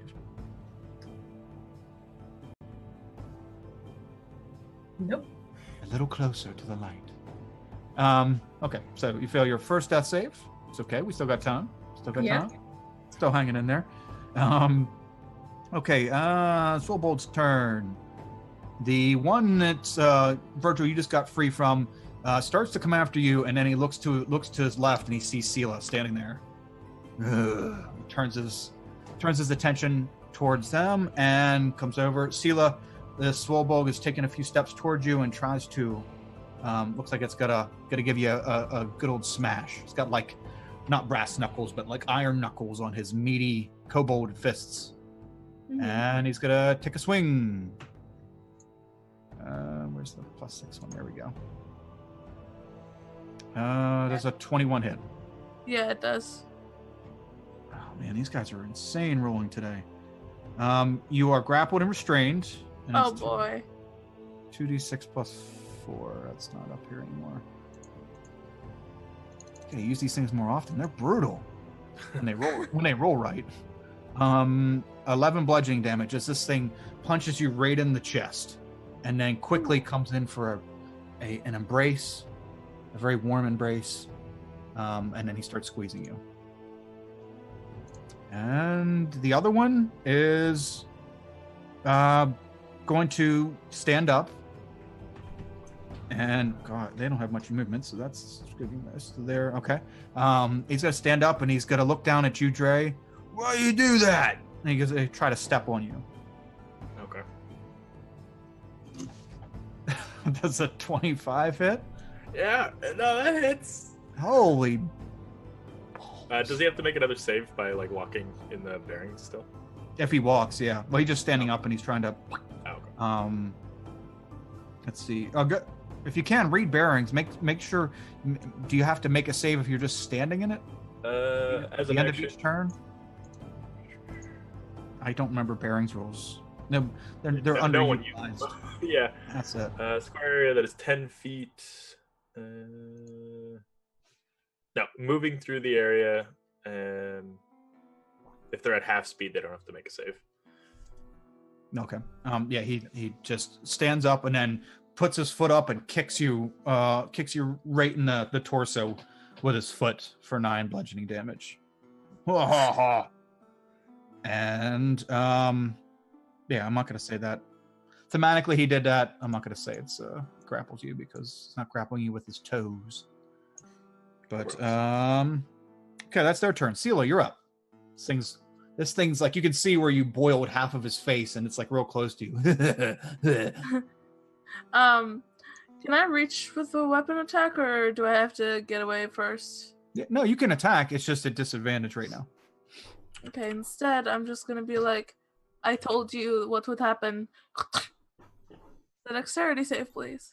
Ooh, gonna spit his face again. So Yeah. gross.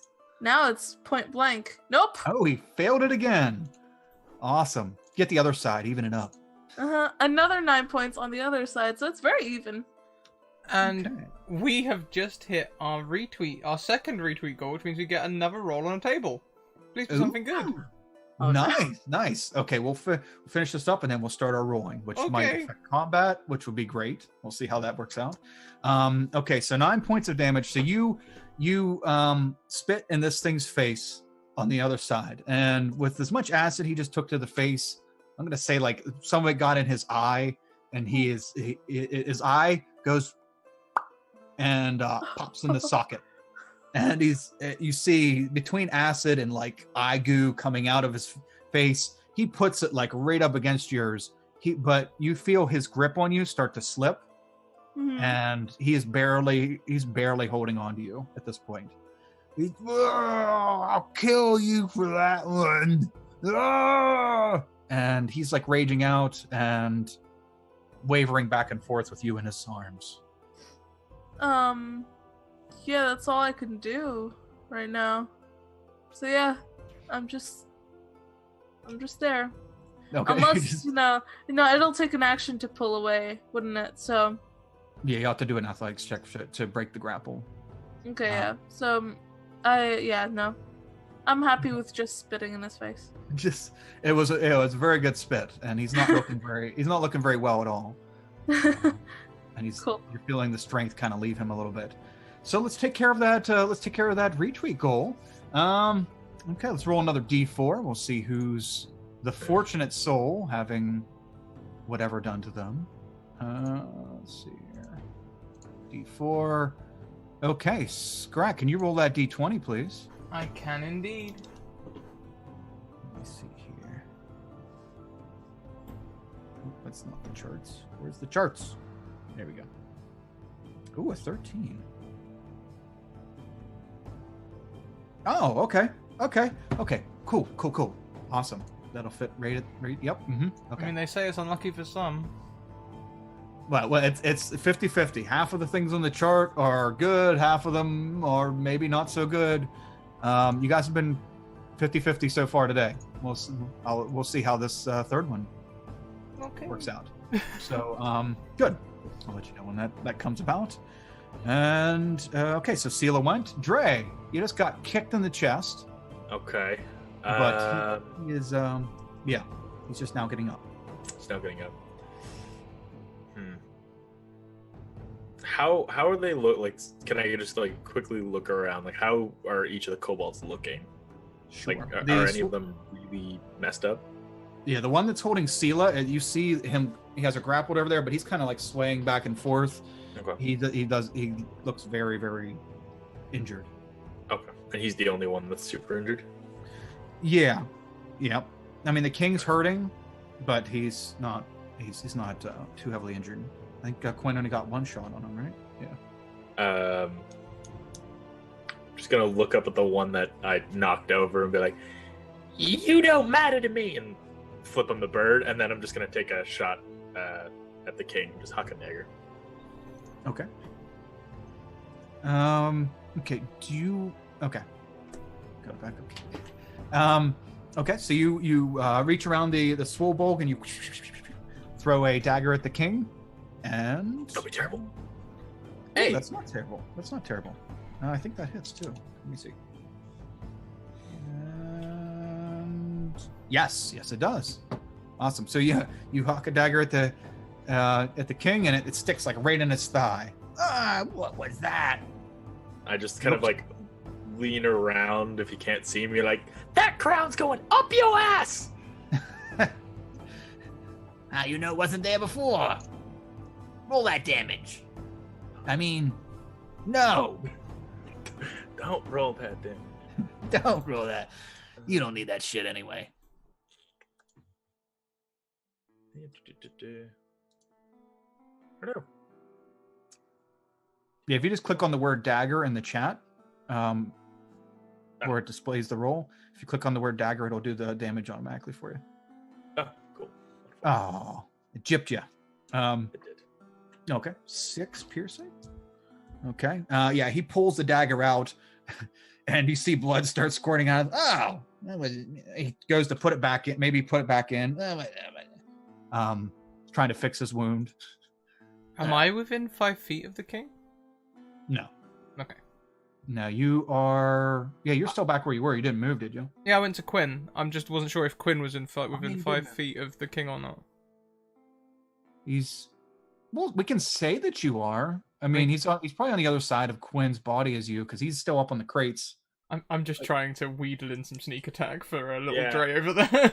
I mean, Go ahead. We'll say that you're right next to her at the base instead of like on the out instead of away from the crates. We'll say you moved up by the crates. Sure, we can do that.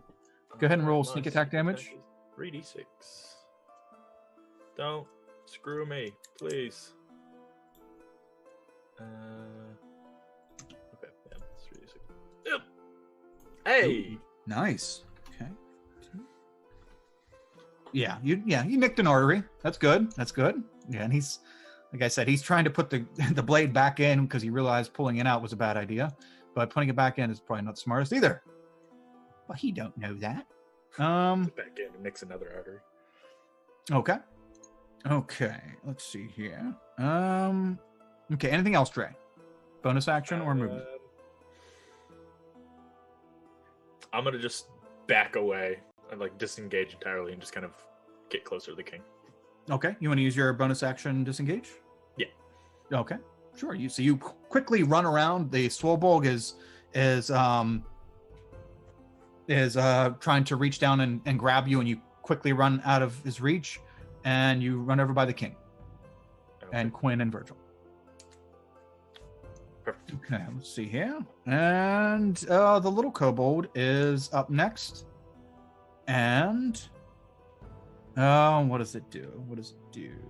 It throws a vial at well, Dre, since you're running over here, it's like panics because you're running right by it. Ooh, Yeah. ooh, ooh. And throws a vial of alchemist fire at you. We'll see how that goes. He's rather koboldy-ish. This is +4. Does a 12 hit? No. Okay. Ugh, he throws it, but he's not very confident in his throw, and it goes past you and lands on the ground.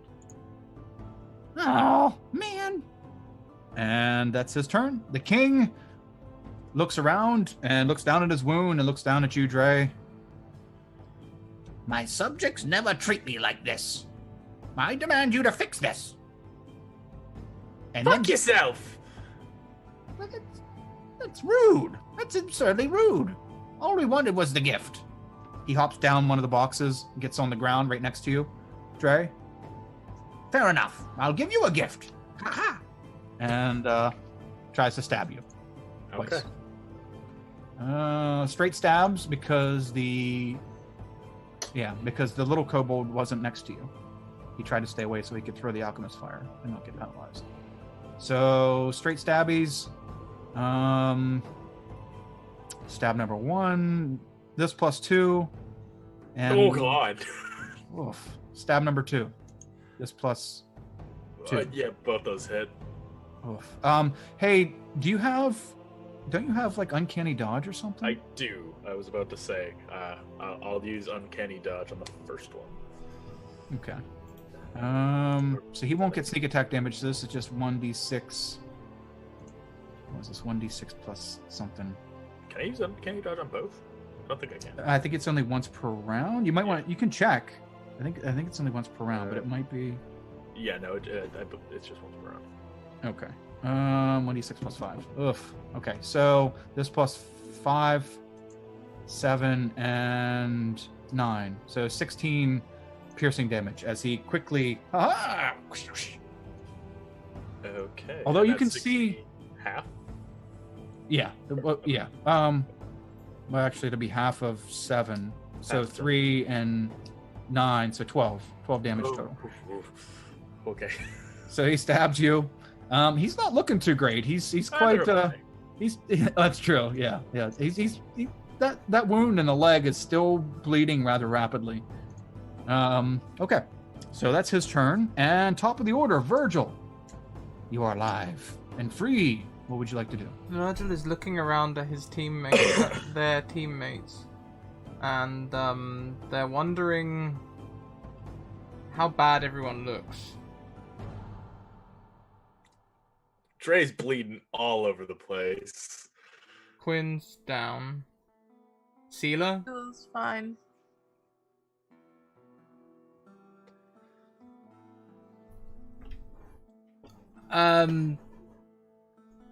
I'm going to crouch over Quinn and I'm going to use my lay on hands to gift them 25 health points. As an action. Thank you. Welcome.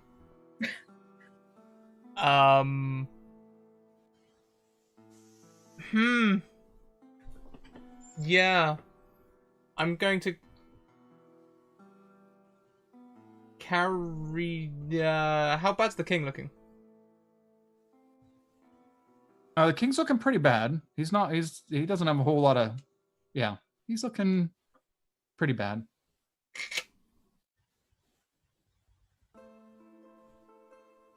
I will stay with Quinn. I'll stay where I am. Okay. Okay, so you heal Quinn. Oh, you feel life come back into you. Awesome. That's just in time too. Is that your turn, Virgil? Is that it? That's my time. Okay. Yeah.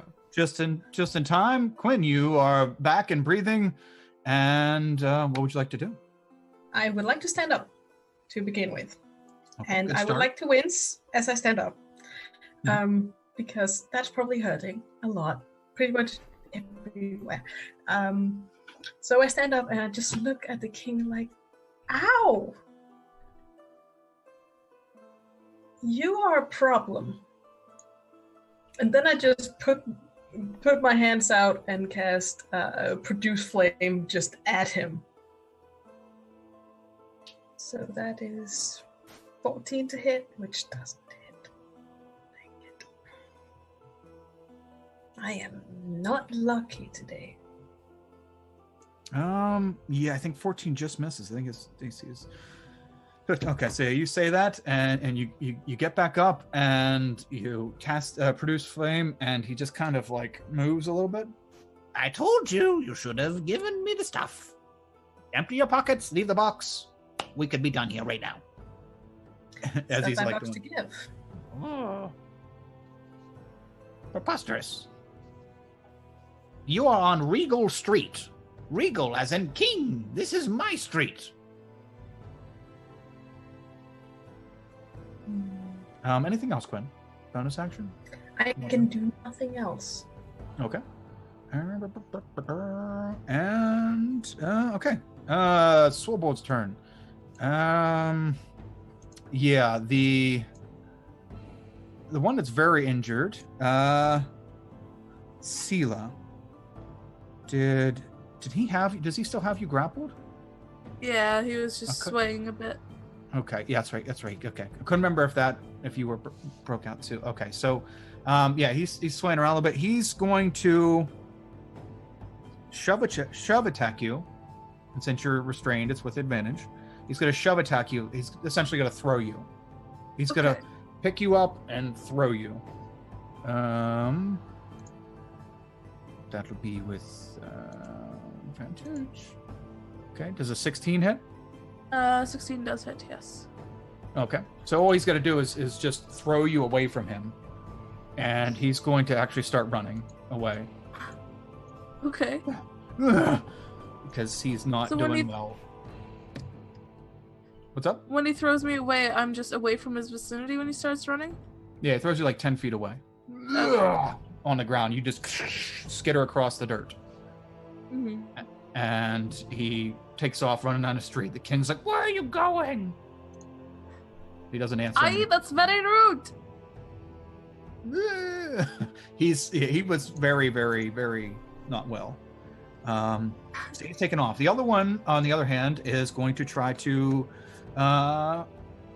Dre is going to try to attack you Oh, leave me alone. again. I hit you again, little one. I told you. Ooh, yes. So he goes to punch you again, and you quickly dodge to the side. I kind of little tuck and roll and just come up with double birds. You hold still. Almost done. And he goes to grab you, and where he's going to grab you again, trying to. Okay. And that's his turn. Sela, you're up. Okay, how far away is the guy that's running away from me by now? By now, he is 30 feet away. Okay, I'm just gonna say, you know what? You are very rude and you don't deserve to get away.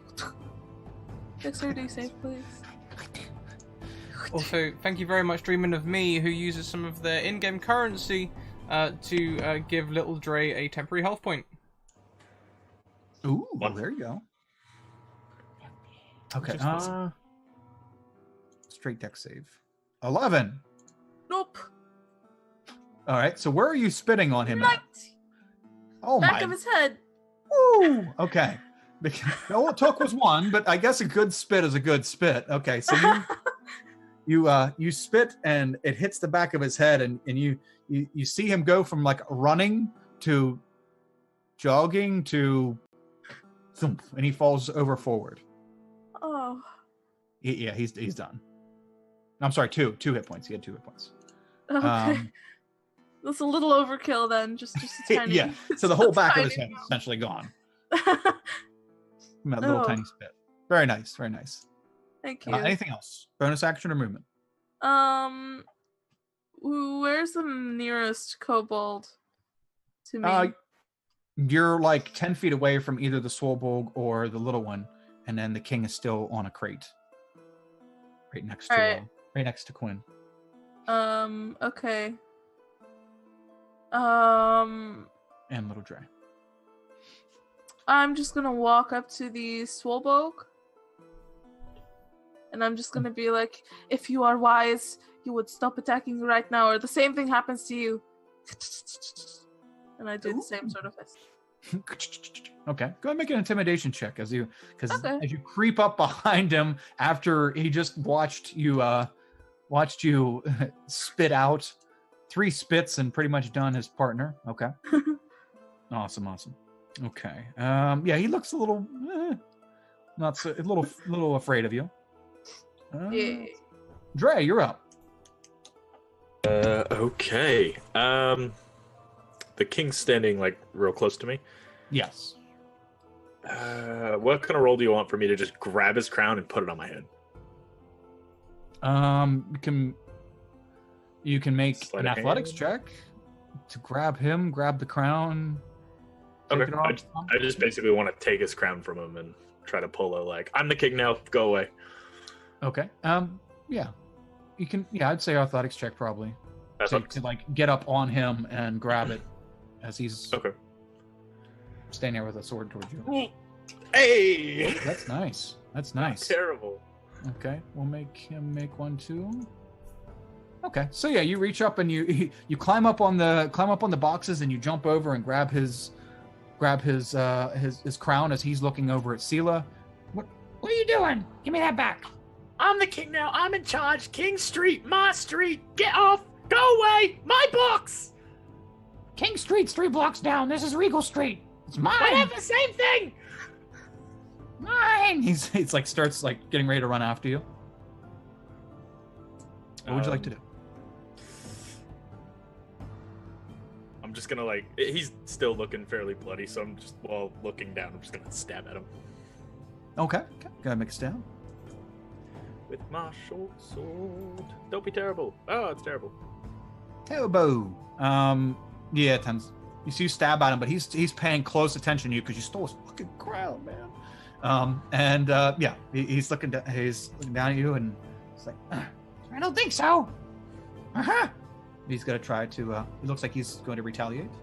Okay. Anything else? Just disengage. Just get away from him. Okay. Bonus action, disengage. Okay. You bloop, hop back down off the crates, and where are you going? Back towards Virgil. Okay. Okay. Skirt around towards Virgil. Cool. Okay. The little goblin, the little sad, useless goblin, is going to try to attack you as you're running away. He's going to throw one of those little flasks at you. Okay. This +4. Okay. No. He's having a really horrible day because all the kobolds are cool but him, and he throws a flask towards you, and it just completely misses you, and goes off and hits one of the shops, one of the front of the shops. He's very frustrated, and the king looks at him very disappointed. Okay, so let's the king. Who's he gonna target now? Virgil or Quinn, you're still looking pretty hurt. So he's more or less looking for somebody to make you guys quit. Virgil, you picked her up. You're a pretty good target. I'm a very good target. I may have even gone so far as to paint a target on my chainmail. Over here! Over here! Okay. The king's gonna come jump down and finally get down face to face with you and try to stab you. Tell your friends to back down. Tell them. You don't need to die here today. Just give me all your stuff. Does a 14 hit? A 14 does not hit. Okay. So he stabs it. Ugh. Now you have to stand still first, and then tell them to stop. And actually, second attack. He had 2 attacks, right? Pretty sure he did. Yes, 2. Yep. Okay. Second attack does a 17 hit. No.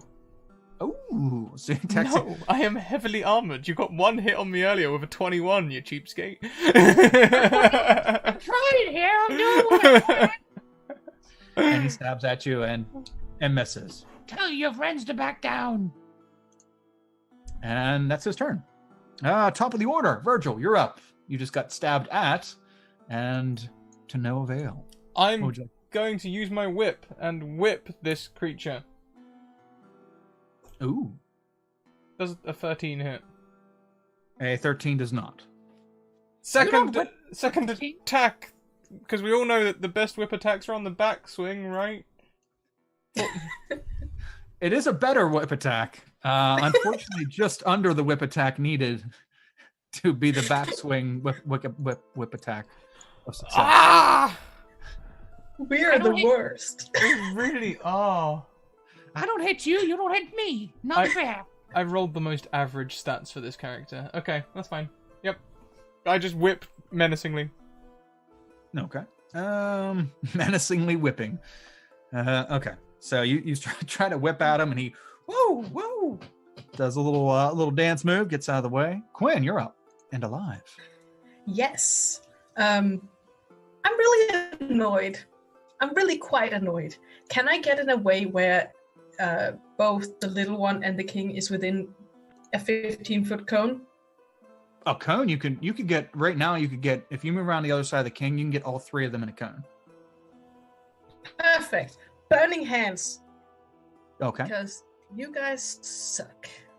And they just need to save against 14. Ooh, Because okay. it's Constitution. Because it's a Con save. Oh, okay, so the king's con. dex save. Oh, dex save. Okay.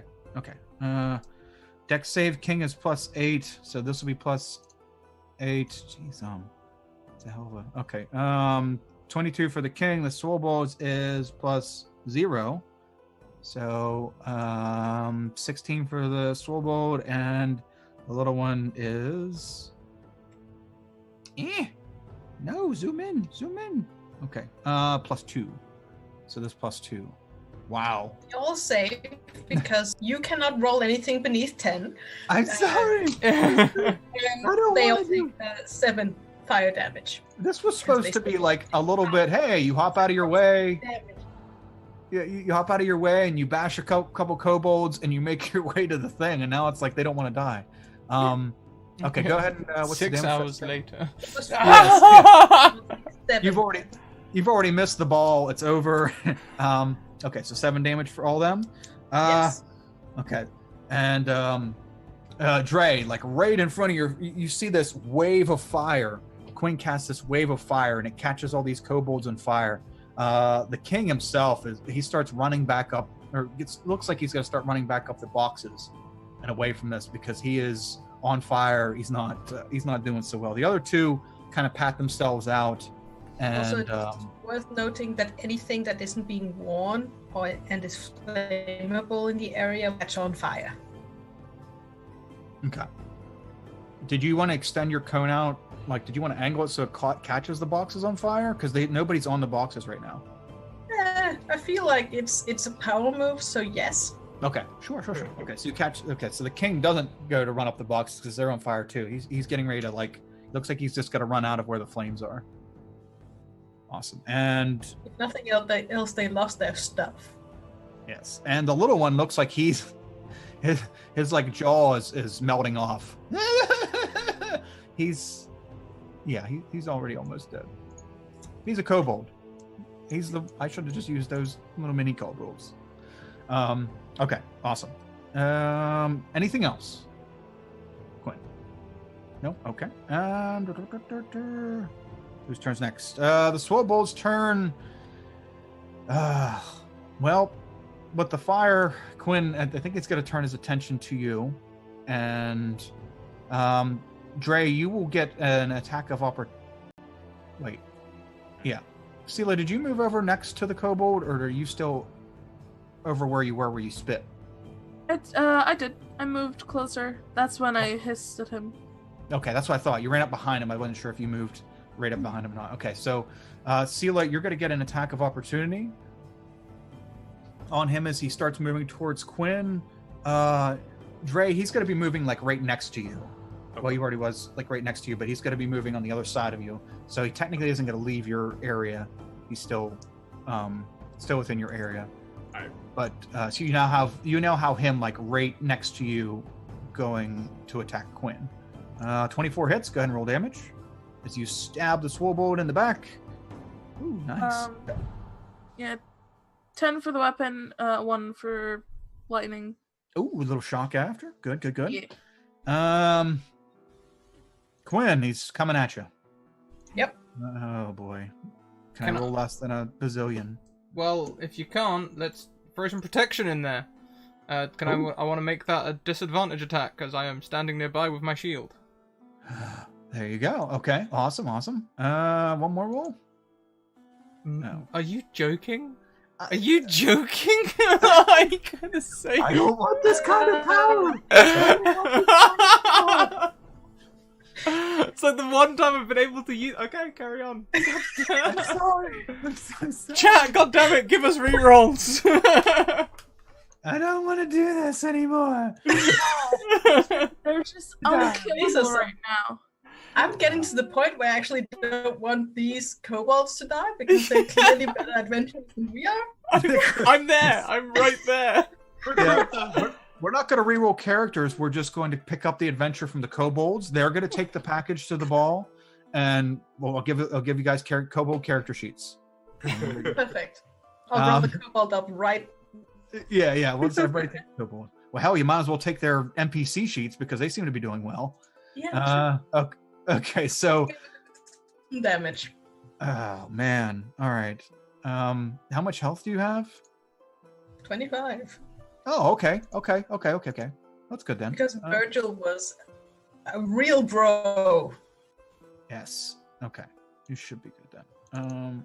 Should be fine. But honestly, it'd be hilarious if I am not fine. Okay. That's about 10 damage. 10. That's Yep. doable. You happen to set on fire the only kobold that doesn't like fire. Shame on you. Get down. My hair is literally on fire.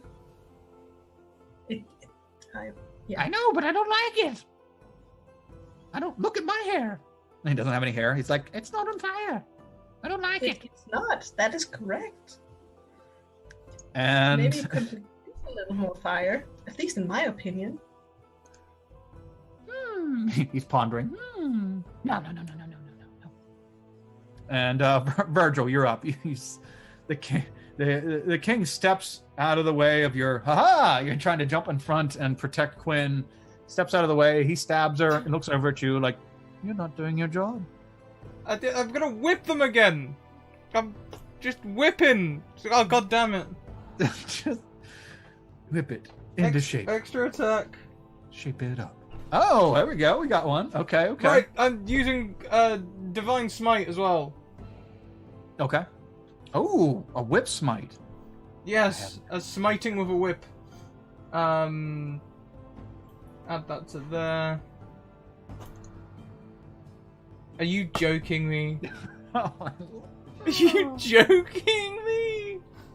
What are these rolls? So that's 2 crit fails on my whip damage, and crit fail on the divine smite damage as well. All right.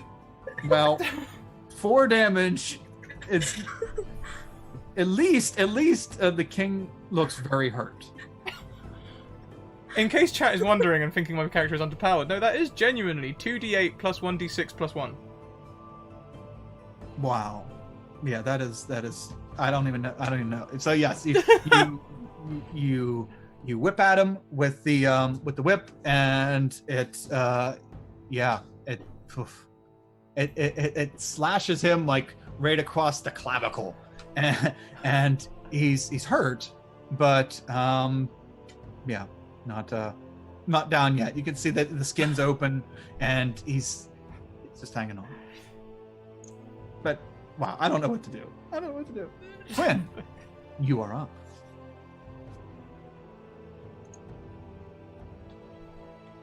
And you're muted as well if you're talking. I thought I unmuted. I am down some stuff, so I'm gonna have to Eldritch Blast, but I don't know if it's with disadvantage because I'm too close, so I'm gonna have to move back. So I moved back a bit. I do believe I have a few. Many times I think Eldritch Blast is like just a spell range, isn't it? Oh yeah, that's true. It's a ranged spell attack, yeah. So I'm gonna attack twice. It doesn't apparently do the thing. I'm just gonna have to roll and add it manually, which is dumb. Well, if you have it on your character, if you drag it over to your spell list and your character sheet, if you go on the front of your character sheet, the core, It's actually there. I just added it, but I haven't put the damage in yet. Okay. It did it for. Did it do it for?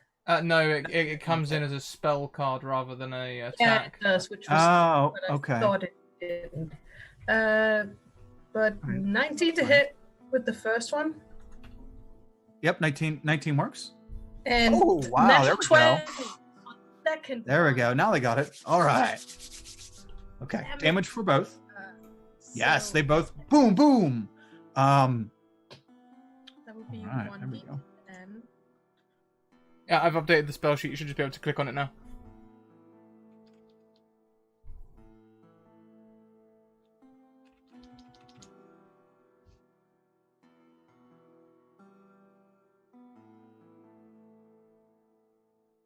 Are we? I've lost your audio. Okay. Oh, there we go. 7 on the first, and if that kills the king, then the other attack is for the other small one. 7 doesn't quite kill the king, but the second attack does. Great. So Quinn blasts the king, and the king starts tumbling over backwards, almost onto the crates that are on fire. And then Quinn, your second blast blows him into the fire, and he rolls onto the crates, and he's now on fire. You hear a little bit of screams, and then the screams go quiet. Oh, thank God. And ding dong, the king is dead. The Swobold and the very, very injured kobold both look at each other and then look like they're getting ready to take off. Sela and Dre will each have opportunity attacks if you'd like, as they are running off, as they're like scattering. Dre, Sure, you why would not? Okay.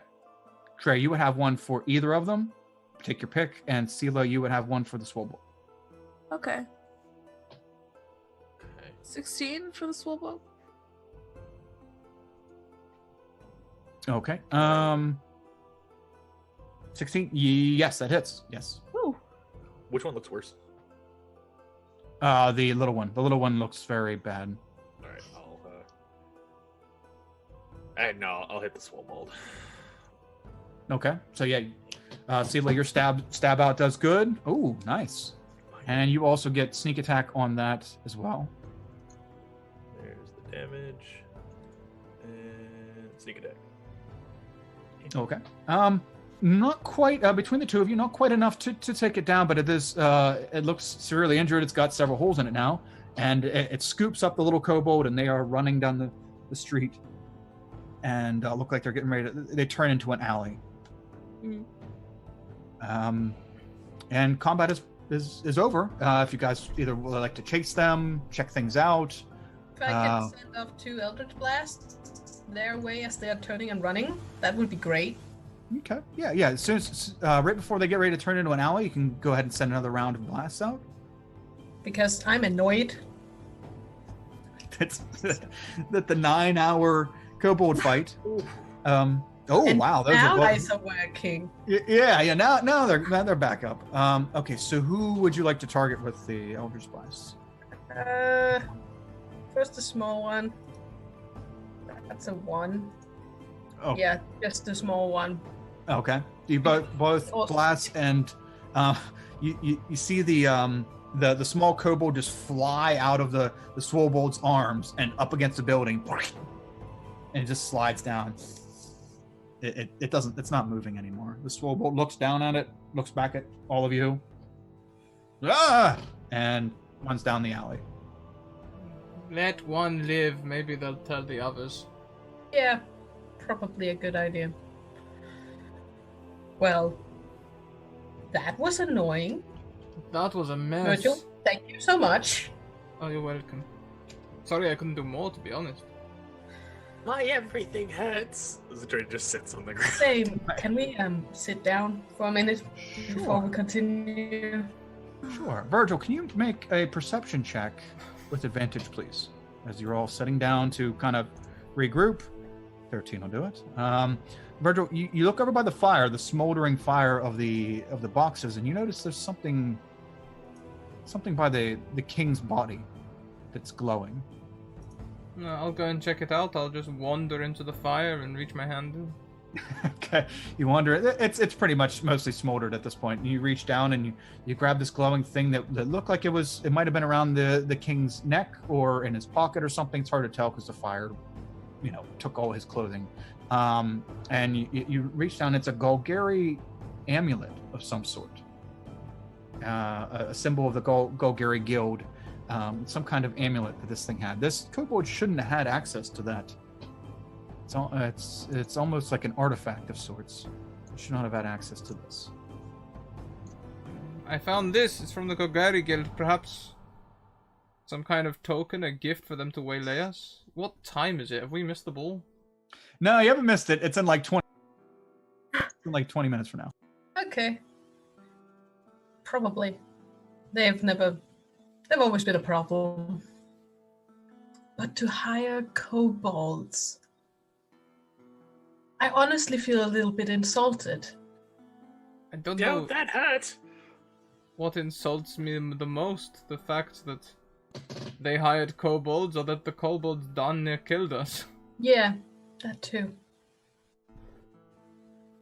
And I mean, we scared the shit out of them. And they are now gone. Well, most of them. I think we Yes. did pretty well.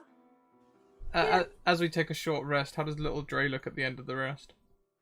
I'm gonna use some hit die. Yeah, I also just rolled some hit dice. Maybe Yeah, I should me roll too. some more because I'm not actually at full. Now I roll good. Ooh, those are some good hit die. 28, damn it. Oh, I'm at max. Same, I only used 3. I used. Why are we rolling good now? What is this? Our characters are really good at taking a break. Great.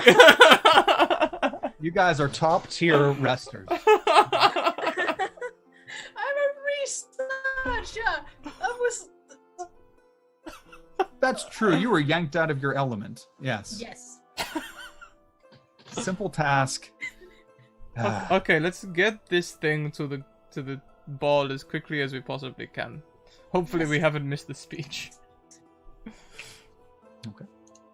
Okay, so you all gather yourselves.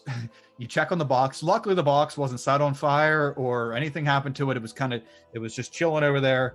And you take the box and you head towards the ball. And you get to the ball and you get to the hall that the ball is at, and you ascend these large, wide set of stairs on the outside of the building. You can hear a very light orchestra playing on the inside. There's lots of people. There's about 30 people standing outside, still mingling. The speech hasn't started yet, and you make it on time. You're carrying this big ass box. What do you want to do with the box? Is there like a tablecloth nearby that's just kind of like folded or anything? But you're still on the outside. I'm letting you decide how you want to go about this whole. You wager there's going to be a bunch of people inside, some tables, an area for gifts, like a wedding. There would be an area for gifts to honor the guy who's being honored, and also a stage where he would make a speech and the orchestra is at. Okay. So I'm arriving late to the party. So we are. First thing first is to find out if the speech has happened. Yes. It doesn't look like it. It looks like everyone is still congregating. How about 3 of us stay out here with the box, because we're not supposed to arrive with the box until after the speech, right? And Quinn, you have a sending stone. Why don't you head in, listen to the speech, and do the thing? We'll wait out here. I can go with Quinn. If she needs me to sneak around, I can. Good, because We'll keep an eye out for any more kobolds. good idea. Apparently that's something you need to look out for. Who knew? Who knew? Not me. I'm a city dweller. So you both can go see if the speech has happened. If not, then listen to it. And then you use the stone to contact that guy that spoke to us, and then maybe Little Dre, you can come get us, and then we can figure out what we do with the box. Sounds good to me. Quinn and Little Dre, can both of you make Arcana checks, please? Little Dre, yours with advantage. Ooh. As you've seen Virgil take a look at this thing that he found on the body of the king, and Dre, as you kind of glanced over at it, you know from your extensive experience taking things and dealing with some shady people on behalf of the guild, usually, of course, sometimes for your own benefits. You know that this kind of thing is a magical item.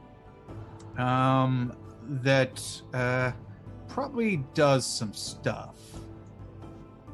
It's almost as if that you, looking at it, it's almost as if.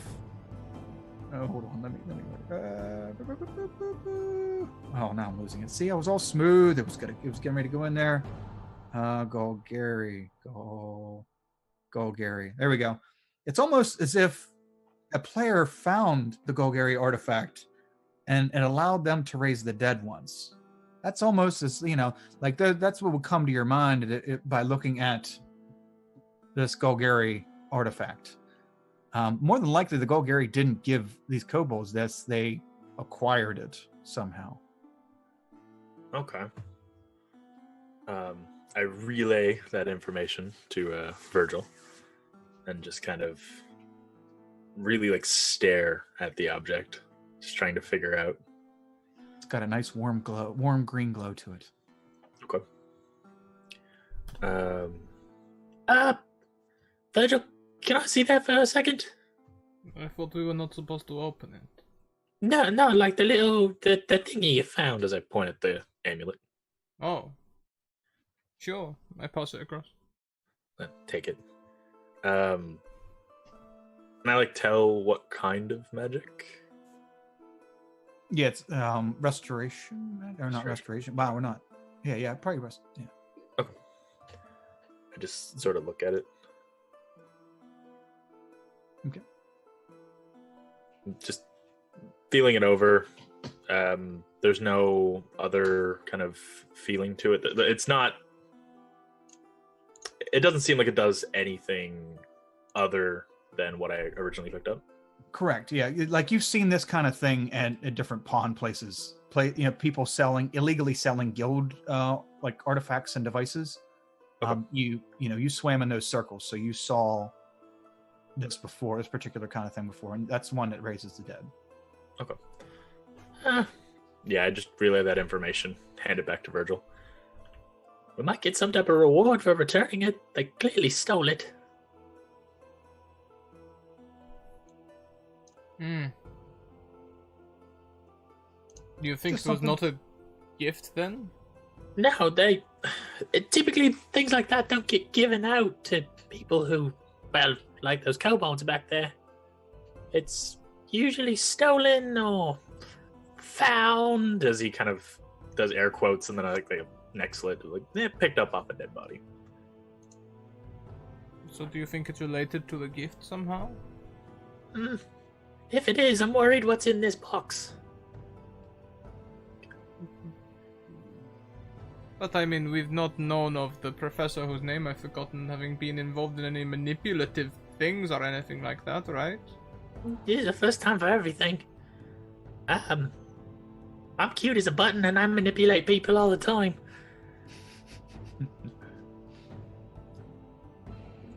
Do you have a way of sensing, undead and evil things? Funnily enough, yes I do. Check it on the box. I will proc my divine sense on the box. Okay. Your divine is that the thing you were trying to proc earlier? Okay. So, Virgil, you use your divine sense on the cargo that you have been carrying, that you've been ordered to escort, and you immediately feel the presence of Fae within that box. A Fae magic, a Fae being, something in the Fae realm in that box. It seems like something from the Fae realm. Huh. This seems awfully fishy. I don't trust it. Job's a job. We don't got anything else to do. I mean, I'm happy to go ahead. Yeah. Job's a job, right? Okay. How do you all want to handle this? So Quinn and Little Dre, did you say you two are going inside to check out the status of what's going on? Yeah, I was gonna go with Quinn in case they needed anything. Okay. You two head up the stairs and you kind of make your way through the crowd that's outside, and you go in, and It's just one big open communal area. There are several tables, a large open aisleway down through the middle, and a large aisleway on each side, and then 2 sections of tables. At the far end of the room, there is not so much a stage as a large platform that has some stairs going up to it and a lectern at the top. And there doesn't seem to be anybody up on that. There is a small orchestra in its own little section to the right of the stage, or the area up there, but there doesn't seem to be anybody on the stage itself. And to your left, you see a servery area with a table with a bunch of food, a long, probably 20-foot table with all different types of food on it, and several people serving that food, all dressed in cooking people attire. And then there's also a table full of gifts, about 40 or 50 gifts on it along the far left wall. But it doesn't seem like the speech or anything has happened yet. You are still a few minutes early. Okay. Then it's all about waiting, I guess. I guess so. You want a snack? I'm gonna go get a snack. So I walk over to the table. Looks like we got a new friend. Okay. You start walking over towards. We both use a drink today. We've both been not a good day. No, not really. I got beat up and robbed and hurt by the moon. That was kind of my own fault, but yeah. Hurt by the moon. Okay. So you two make your way over towards the food and drink table. You're stopped along the way. Someone to check your tickets. You furnish your tickets, and they go on ahead. All you can eat, all you can drink. Tickets bought you your way in, and everything is accommodated. So you make your way over. There is a table with an extraordinary amount of like finger foods and hors d'oeuvres, and there's nothing too hearty here. But there's a very good array, and there's also some wines and some ales and such, as well as like teas and stuff to drink. So you go over and you drink and eat what you'd like. Celia and Virgil, what are you two doing on the outside of the hall? I am keeping an eye out for kobolds, much like I said. I suppose with Little Dre's warning, I'm also kind of considering what's in the box, but I don't think Virgil would go so far as to act on that. Okay. Sela's gonna press her ear against the box for a bit to see if she can hear anything. Any kind of rattling or purring or moving, whatever. Okay. Go ahead and make a perception check as you closely listen upon the box. Okay. I'm only good at fighting, you guys. Spitting. You are an excellent Olympic spitter. Yes. Taking mofos out spitting. Yes. But yeah, you don't hear anything inside the box. Okay. All right. I just stand there, waiting patiently. Okay. Quinn, Little Dre, you both take both eat, drink, and after you're done with that, what would you like to do? Standing around. I can't hear you, Quinn. Are you muted or? There's been a bit of delay. It could be something to do with that. Can you hear me? Yep, I can hear you yes. now. Wait until the speech. Okay. Little Dre, anything while you're waiting for the speech? I'm just gonna kind of keep my eye on people. Make a mental note of who's getting a little sloppy, who's being sketchy, just kind of making sure I know what I'm dealing with. Okay. Yeah, there's a lot of wealth in the room right now. A lot of people that donate to certain universities, and a lot of people that are researchers themselves, and professors and whatnot. You see a few people getting sloppy, but most of them don't let themselves get to that point for this prestigious event. No out of place sketchy individuals, except for Us. Go ahead and make a perception check. Sure.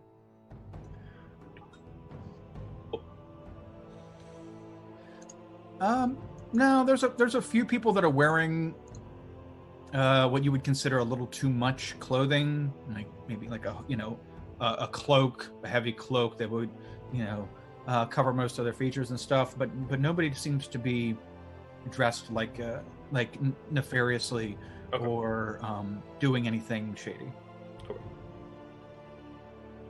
Let's see here. Okay, so you both wait around for a few minutes, eating your hors d'oeuvres and finishing the last of your drink, and you see that most of the people are starting to cultivate inside the hall now, and there is to be dancing and celebration after the speech, but your main focus is the beginning, the speech, and immediately after.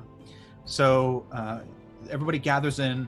A lot of people take their seats. There's still quite a gaggle in the back of the room. Would you two like to stay in the back of the room or have a seat at a table? I think I would go up to where people are gathering. Okay, sure. It's not far from where you're standing now. It's just some people sat and other people standing in the back of the room. So you two are standing in the back of the group in the back of the room. And the speech begins. An older fella comes out and presents the distinguished notes. Distinguished notes. That's what he says. Distinguished notes. There we go. The distinguished gives a nice opening for the distinguished Professor Tarish. And all the work he's done throughout the years for the children, all the research and development to bring us a better tomorrow by looking after the children. He's dedicated. I said children like 5 times. Don't you all understand how important this is? He's cured diseases, and he's done shit that you've never done. And someone goes and yanks the old man off stage. All right, come on. And someone else gets up there, adjusts their oh, sorry about that. He's just very passionate about the children. Without further ado, Professor Tarish. Yay, people start clapping. And a Vidalcan man. The Vidalcan are the bald, slender, almost elf-like race in Ravnica. Blue. They're very monotone. They don't express a whole lot of emotion. And he walks up there and he looks around. Just starts giving a speech. As I look across this room and see many of my colleagues and many benefactors to the work I've done, and his speech drones for about 25 minutes of, my life story. I did this for the children. I only hope that the people could pass on my work. And he comes to the end of his speech, given no mention of the director in his speech. And I hope everyone enjoys the festivities, and may you all get down and boogie when the dancing starts. As you can see, I'm very excited about the turn of events for this evening, and bid you all a wonderful night. And people start clapping. He comes down from the lectern, joins the crowd. People stand up and go back to mingling as the tables are being pulled apart and a dance floor is being constructed. So the speech is over. There was no mention of Director Vimian in the speech. What would you like to do, Quinn, Little Dre? Note to self: never invite this guy to any sort of party. No. And so it was call him first and then place the package, or place the package and then call him? I would say I'll go get them to stop moving it because it's heavy. Yeah. And then call him. Man, that guy has as much charisma as a potato. I'll be back. It's like go and get them. Like a wet towel. That's rude to wet towels. As they leave. That's true. Insulting wet towels. Oh man, you guys are scorned. All scorned. Okay, so Dre, you head outside. Quinn, you are hanging out. Actually, a few people come over and, oh, what is your work? Do you know him? And I make some kind of extravagant small talk, not actually addressing do you know him, just talking about the stuff I do, because it's much easier to evade than to make up new stuff.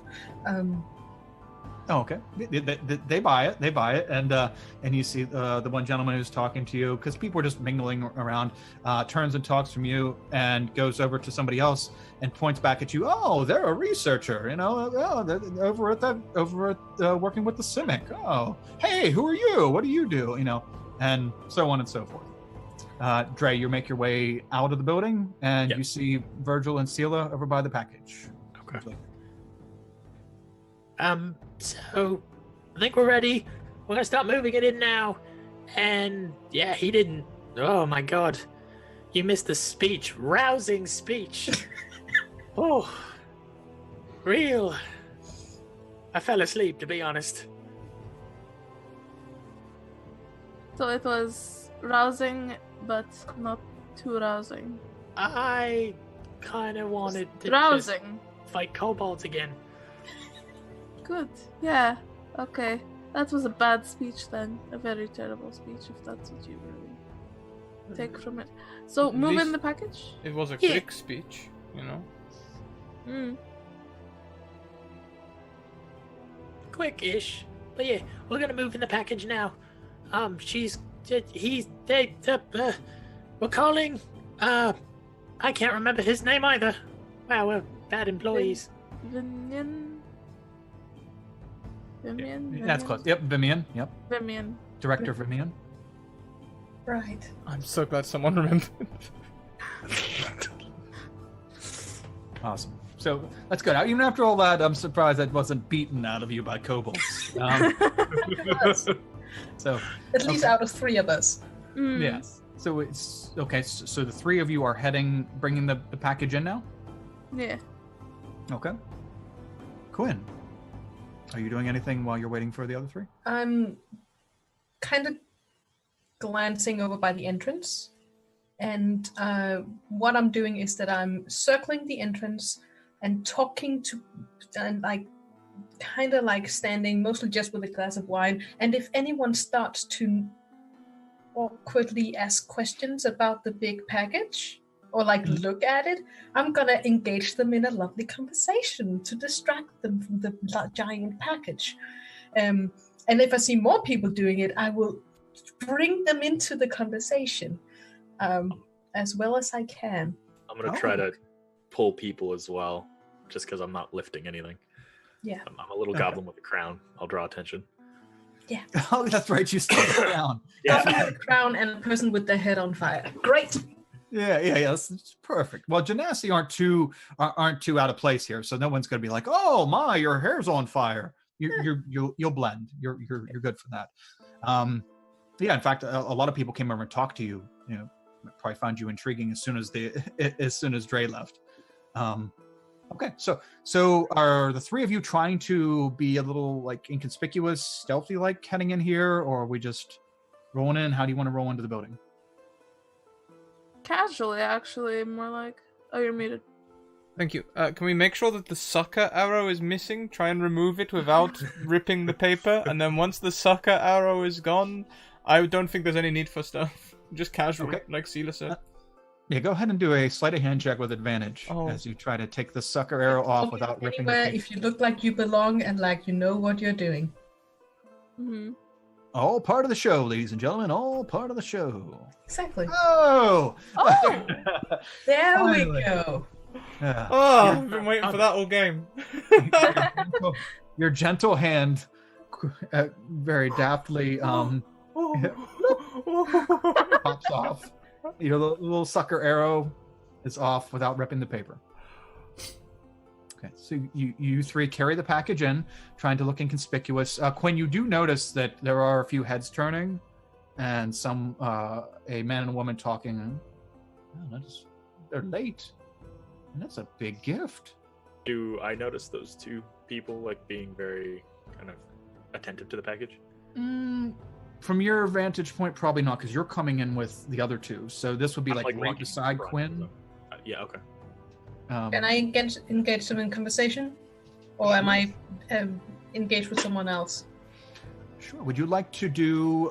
You can either use persuasion or performance, and trying to gravitate their conversation towards you. Let's roll some persuasion. Okay. Oh wow! Holy crap. Every game goes well after kobolds. Yes. Apparently. Okay, so yeah, they are. Oh, wow, you are fascinating. Yes. I do try to be fascinating. Let me engage you and tell you all about my research into. I don't even know what I'm researching actually. Probably something fire related because I'm resistant to fire, so it makes it easier. Oh, so they get you to do all the firework, and then they both, the man and woman, which you find out are husband and wife. They have 3 children. They've actually invented spam in Ravnica. That is their main accomplishment, and yeah, that's it. Yes, the what was I gonna say? As long as they've made it affordable for the people who cannot usually afford that kind of food, I am down with inventing spam. So good. They're very happy that you're happy with their research. So yes, the 3 of you go over and you put the package behind the table with the presents. Other than those 2 that were really paying attention, nobody else seemed to pay mind. There's so much going on here that they didn't seem to notice. Okay, so what would everyone like to do? Now you're all 4 able to move about. Do I see that the package has been placed? Yes. Yeah. You look between the couple that you're dealing with and checking on the situation over there, and you can see that those 3 just set it behind there. Now they're making their way back around to this side of the tables. Then I bring up the sending stone and just... Okay. Hey, boss. It seems like we have placed it. There was no mention of you in the speech at all. I'm sorry. The package has been placed after the speech, and it's there. I don't know what else you need to know. Okay, and you have it up here, and you're trying to talk with the sending stone, and then it's like a phone call where somebody just starts screaming into the phone. Oh, that inconsiderate! He's a hack, and he doesn't respect where he came from. He wouldn't be where he's at if it wasn't for me. And he just starts screaming, and then he put it down. I'm running out of words. Place the package and make a little hole in it. About 1 foot wide. That's the wrong voice. Place the package. I can't remember the director's voice. It was almost Germanic. I remember it was almost Germanic. Yeah. Place the package. Yeah. Place the package. Yeah. Put a hole in it. Yes. Can I find a knife? Like, just grab one from a nearby table because there's been food? You can grab a serving knife. Yeah, they're pretty long. Not real sharp, but they're pretty long. Yeah. There is daggers if you need me to cut holes. Oh, yeah, that's true. I actually also have a dagger. That's probably better. So he tells you to place a hole and then leave. Okay. That was his message back. Yeah. Well, I'm tired. That sounds great to me. Yeah, go over. Okay. You cut a hole in it, and this mist starts to come out of the hole that you cut in the package. And then you hear like a small rustling sound on the inside. And as you're looking at the package, you see inside, you see a little eyeball looking up at you. A little eyeball with fur around it. We need to go. We should go. Like now. But slowly. A little tiny, like we belong. Come out of the hole. Break to go outside and catch some air. We just happen to be outside. Come on, go. Small steps. We did not do anything. Okay, so everybody's heading out. Purpose. So you'll make your way out, and yes, you make your way out of the building. And what are you leaving immediately, or are you just hanging out outside the building, or? I would probably just hang out outside the building because it makes less sense to leave. Okay, sure. So you wait. See the chaos. You wait outside the building, and about 5 minutes later, people start running out of the building and screaming. Oh my God, what's happening? And I mean, they're coming out in dozens, running out screaming. and they're also starting to be accompanied by these little rabbit-looking creatures. They're like rabbits, and they're standing upright as opposed to on all fours, and they have little hands and feet, and they're coming out and they're looking, and they're just trying to hug people. They're trying to like chase at them and jump on their leg, and they're like riding their leg as they're running away. And but you're seeing hundreds of these little things run out of the building. Okay, yeah. Well, mission accomplished. We did it. People being aggressively hugged by rabbits. Could be worse. When one of them runs by, I just kind of like pet it, just like give it a little scratch as it runs by. Okay. Yeah, it's starting to run by, and you give it a little scratch, and it turns around, comes over, and jumps on your leg, and just hugs your leg. Can I scratch it while it's on the leg? Yeah, I just pet it. I'm like, hello, I'm gonna call you Gizmo. Good name. Good name. He looks at you, and he's like he looks hungry, very hungry. Sort of like a market like cart nearby or anything. Sure, yeah. I just grab like an apple or whatever and shove it over, like a piece of bread. Okay. It starts eating it, and then it like pops into 3, and the little balls start moving, and they also turn into little rabbit-like creatures that start growing to almost this thing's size. Oh, this is bad. They come over to hug you too. There's a lot of food in there. Oh no. So the 2 little rabbit creatures come over. Now you have 3 rabbits hugging your legs. We've released the gremlins, you guys. Permission to kill some rabbits on your leg. Oh, please. I'm not ready for children.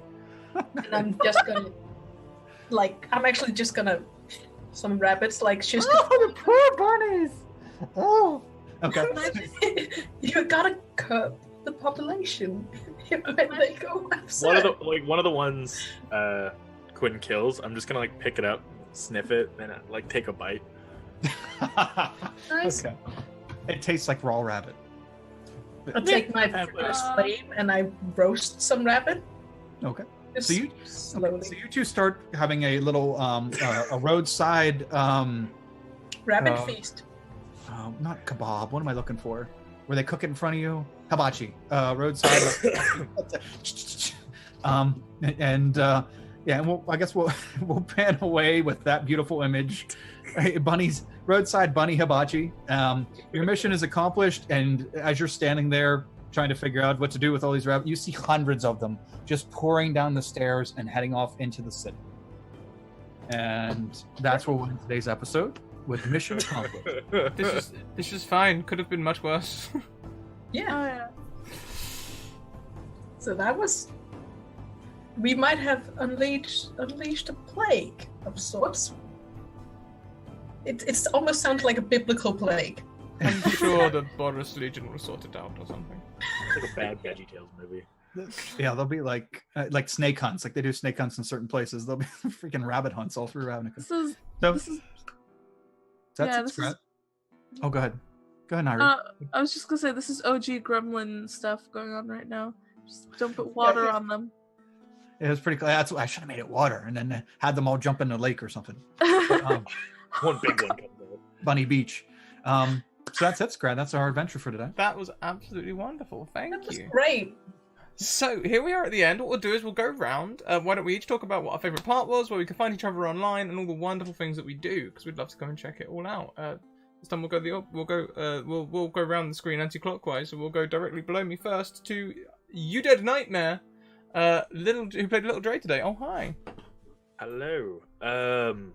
Gotta say, personal favorite is just this episode turning into Little Dre's No Good Very Bad Day, and just not being able to roll anything.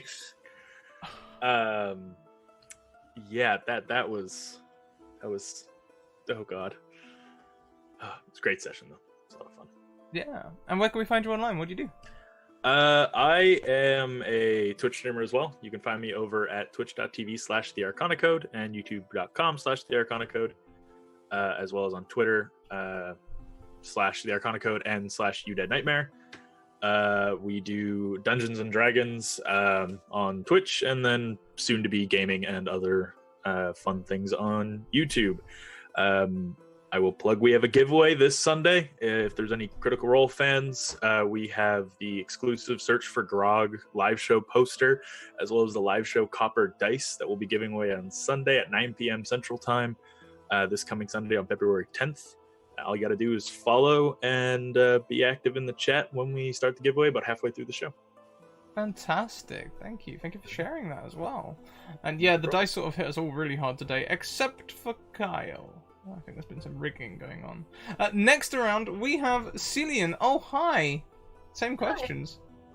Favorite part was probably just after I got up from being downed, and I'm a fire genasi who is unable to burn anything. Which I honestly find hilarious. Completely honestly, just produce fire and burning hands, and none of it actually did a lot of damage. Just, I feel like I failed my people. But in a fun way. And you can find me over at Twitter as Cillian __, and soon on Vanaheim Games on Twitch, where me and some friends are going to be streaming some Dungeons and Dragons and 5e and variant of games, mostly RPGs, where we happen to know a lot of lore, so it's going to be a little bit of an intersection between a lore talk and a game like playthrough, so we're excited to get that started. That's pretty much it. Yeah, that sounds awesome. I've checked your links in the chat, so guys, go and give both the Arcana Code and Vanaheim Games a follow. I look forward to seeing your content come up. Thank you. Next around, we have Malakatra, or more commonly known as Nairi. Oh, hi. Hi. Yeah, my favorite part was when my supposedly cool blood hunter character turned into an involuntary toxic alpaca throughout the game. Yeah, I like that I managed to take down a whole kobold just by spitting at them. That was fun. Simic hybrids are fun, you guys, I can confirm. And the bunnies. Gotta always remember the bunnies. I love the animals that you bring into the world, Kyle, I swear.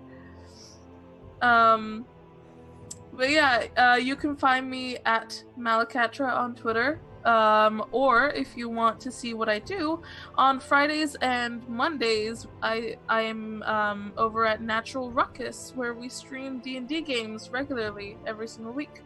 So yeah, we have a Twitch for that. We have a Twitter if you want to follow up on that stuff. So go ahead and check it out if you're interested.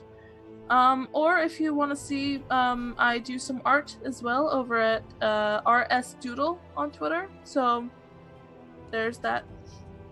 And that's me. Awesome, thank you.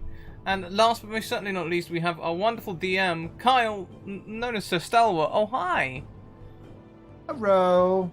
Wow, thanks guys for playing. That was awesome, and at the same time baffling. I would have never guessed that that kobolds would be that much of an epic slugfest. Wow, that was I did not see that coming. But yeah, you guys took it in stride. You did great. Thank you so much for hanging out with me and for completing that quest, because that's gotta carry on and feed the rest of this month's adventures. And yes, you guys were wonderful. My favorite part, my opposite of favorite part was my dice rolling. I was really not happy as a player. I would love to be a player and get those kind of dice rolls. But as a DM, I don't want it all to go like that. That's yeah. But yeah, you guys were wonderful. It was a blast the whole time. So it made up for it. I'm Sir Stalwart here on Twitch. I stream 6 days a week usually, and D&D most of the time, and some other stuff a couple times. And yeah, and I'm here on Wednesdays. Back next Wednesday. Scrat, as always, absolutely had a great time. Thank you so much for letting me hang out with your community. Thank you. You guys can find me on Twitter, Twitch, and I also run a Discord community that does get D&D games like this too. And I'll throw that in the chat. And I'll be back here next week for another Simic Combine adventure. Scrap. Why, thank you. And we'll see if Virgil makes it to next week, because my god. I like that raid cry dream. That sounds awesome. Roadside Bunny Hibachi as a raid cry. I like that. We'll go with that. But before we do that, my favorite part was probably the present at the beginning. I had a complete throwback to like the days when you had all the books out, and you know the guy who's like sitting there and they're like, hang on a minute, this creature does this, yes, and this, yes, I can fly. You know, that sort of moment, like that was really good fun. It's a selfish favorite moment this week, but it reminded me of older times. This is my channel, guys. Thank you for coming along. If you enjoyed it, check out our social links, if I can spell social, which I can. We've got Discord, Twitter, and YouTube. Discord is a safe, inclusive space where you can come and talk about TTRPGs and all the other wonderful things going on. Twitter, send me a DM and I'll get you in one of our 5 viewer games. Most of them are full. I think we still have some spaces in this one. The next one, which starts in an hour and a half, and one on Fridays at 6 p.m. We stream Mondays to Fridays, 1 p.m., 6 p.m., and 10 p.m. EST every day. Well, Monday to Friday. So you can check us out pretty much all the time. Except for Tuesday, we have a break in the middle, which is actually really nice. It allows me to catch up on all the paperwork, which is heavenly. YouTube as well. Everything will be up on the YouTube soon. Check out our Patreon. We have a Patreon over there. You can go and check out our free articles about TTRPGs and other things. There's another one coming very soon.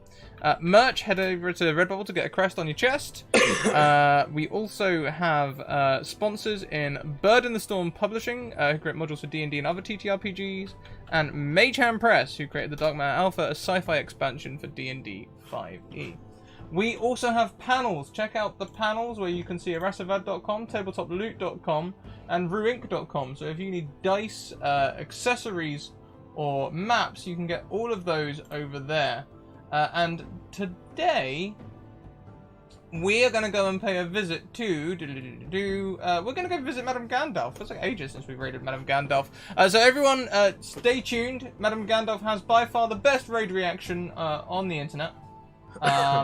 It's a full video response. It's well worth waiting around for, and we're going to go in with our raid cry.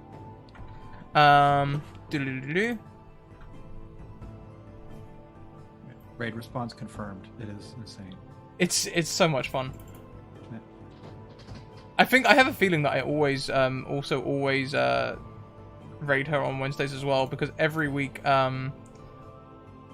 that one of the players in the next game complains that I always raid her and that she can't stop watching, which is a testament to how good she is, to be fair. Roadside Bunny Hibachi will be our raid cry. So everyone, thank you very much. Keep on invoking emotions, and until next time, yeah, have fun. Catch you later. Bye.